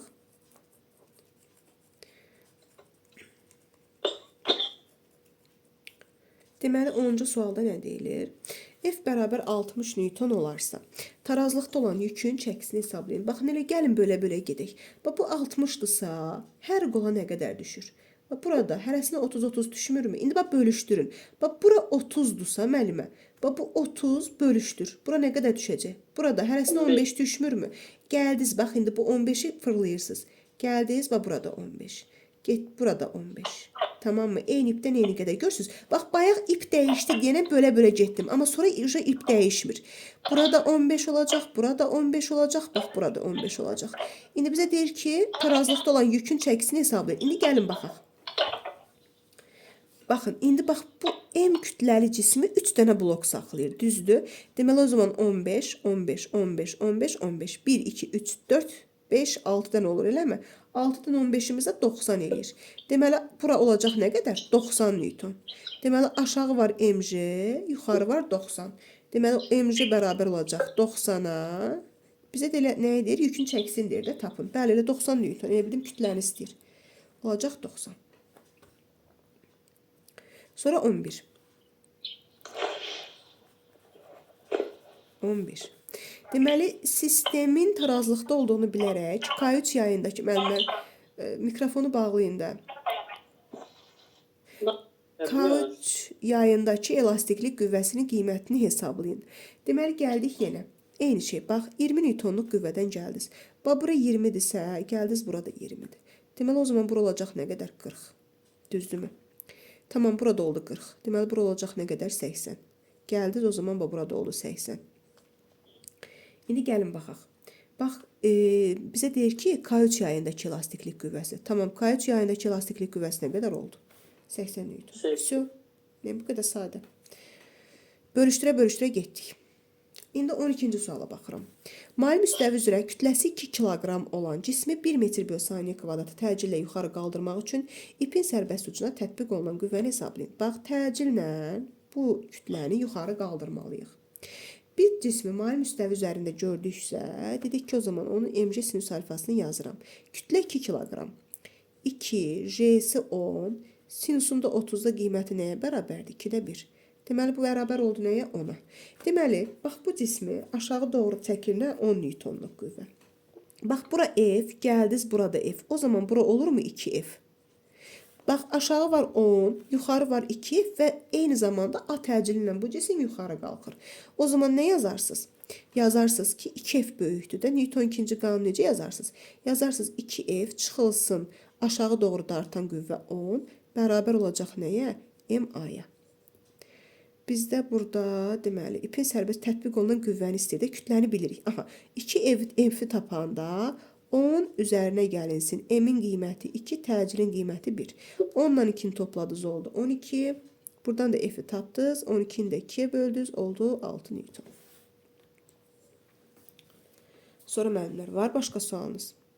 14-dən 8 qaldı. Daha önce hamısı yazıldı. 18, 8-ə baxım. 14-dən Asan yollarla izah edirsiniz. Yəni, mən də Instagramda zadda izahlar qabağıma çıxır. Çox çətin yolla izah verirəm. Çox sağ olun, Naygül müəllimə. Təşəkkür Sağ edirəm. olun, siz sağ olun ki, belə asan yolla. Yox, müəllimə, Allah hamd olsun. Siz başa salırsınız, adam anında qavrayır. Bax, səndən o məsələlərə elə bir çətinliklə baxırdım ki, eləyə biləcəm, eləyə bilməyəcəm. Elə rahat başa salırsınız ki, adamın anında yadında qalır. Hələ mən biraz elə bil vaxt şey olduqca elə bilirəm biraz tez-tez deyirəm. Hətta öz içimdə fikirləşirəm ki, birdən tez-tez danışaram. Məndə olur, arada bir tez-tez izah eləyirəm. Deyirəm, yəni elə olanda mənə deyin. Bəzən olur ki, özümdən asılı olmadan sualı başlayıram tez-tez izah eləməyə. Elə olanda mənə deyin ki, müəllimə, biraz yavaş-yavaş izah eləyin. Sonra öz içimdə fikirləşirəm ki, birdən da yəni tez-tez deyib gedərəm, qaranlıq qalar. Yəni mütləq deyin onda mənə. Yox, müəllimə, bura qoşuluruqsa mənim borcumdur. Asan və sadə yolla izah eləmək mənim borcumdur. Yəni. Allah köməyiniz olsun. Sayənizdə inşallah nəticə qazanarıq Allah. İnşallah. Mən inanıram. Siz də özünüzə inanın, yaxşı olacaq. Aha. İnşallah. Tamam. Kütləsi 8 kiloqram olan cismi tarazlıqda saxlayan qüvvənin qiymətini newtondan hesablayın. Bax, bu cismin kütləsi 8-dir, düzdürmü? Nə qədər olacaq ağırlığı? 80. Tamam, deməli o zaman burada 80-dir də. Tarazlıqda da aşağı dartan qüvvə yuxarı dartan qüvvəyə bərabər olmalıdır. İndi baxın, bu bloku 2 qol saxlayır. Deməli, ümumisi 80-dirsə, hər qola düşəcək nə qədər? 40, 40, düzdürmü? Tamam, indi bu 40-ı bölüşdürün. Bax, görürsünüz, ip eyni deyil. Bax, eyni ipdə eyni qədər gərilmə olur. Gördünüz, bax, bu ip ayrıdır bu bir iplərdən.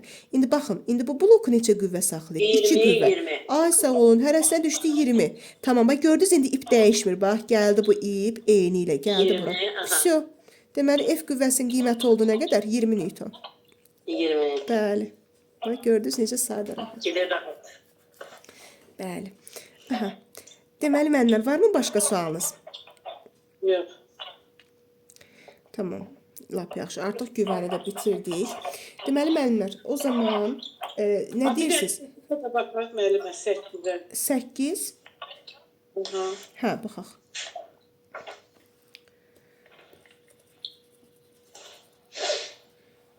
Səkkizinci suala baxırıq.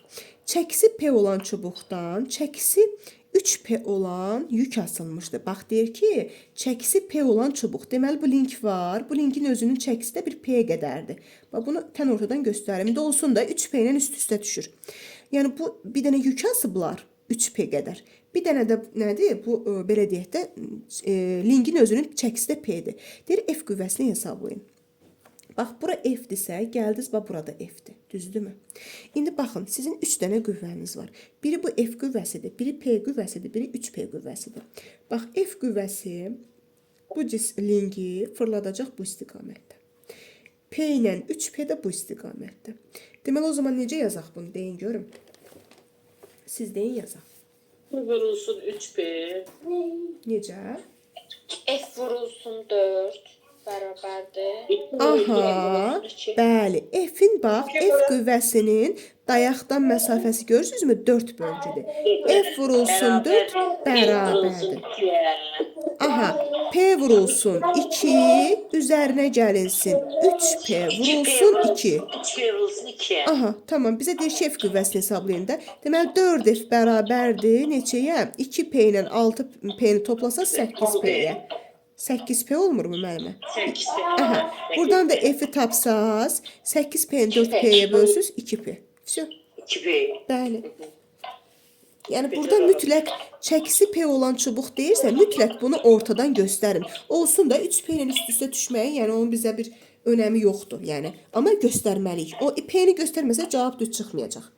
Elə bir qüvvənin birini itirmiş oluruq. Bəli. Aha.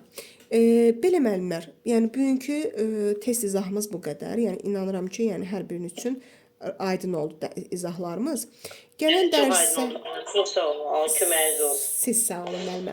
Mənim fikrim belədir. Mən gələn dərsə istəyirəm təzə bölmə götürək. O birisi bu bölmənin sual cavabını da bundan sonraki bölmə ilə eyni eləyərəm. Çünki arada bir dərsdə keçməmişəm, yəni istəmirəm geri gedək. Yəni bu bir bölməni həm güvəndən, həm topludan işləmişik. Bir dənə qalıb sual cavabımız. Sual cavabı da bundan sonraki bölmə ilə eyni eləyərəm. Nə deyirsiniz? Olar müəllimə. Hə. Yaxşı. Deməli o zaman mənim sizə ev tapşırığım nədir?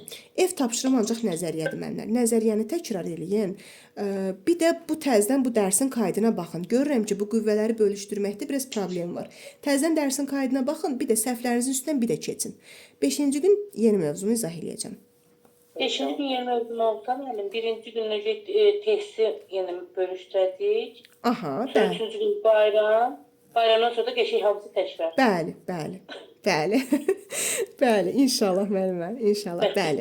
Müəllimə, olar ki, dərsin izah eləməmiş koordinatası ki, biz onu yəni yazılı formada köçürdən yazar. Yazanda da mı yaddaşına daha... PDF-ini atın mı müəllimə? PDF-ini atın mı?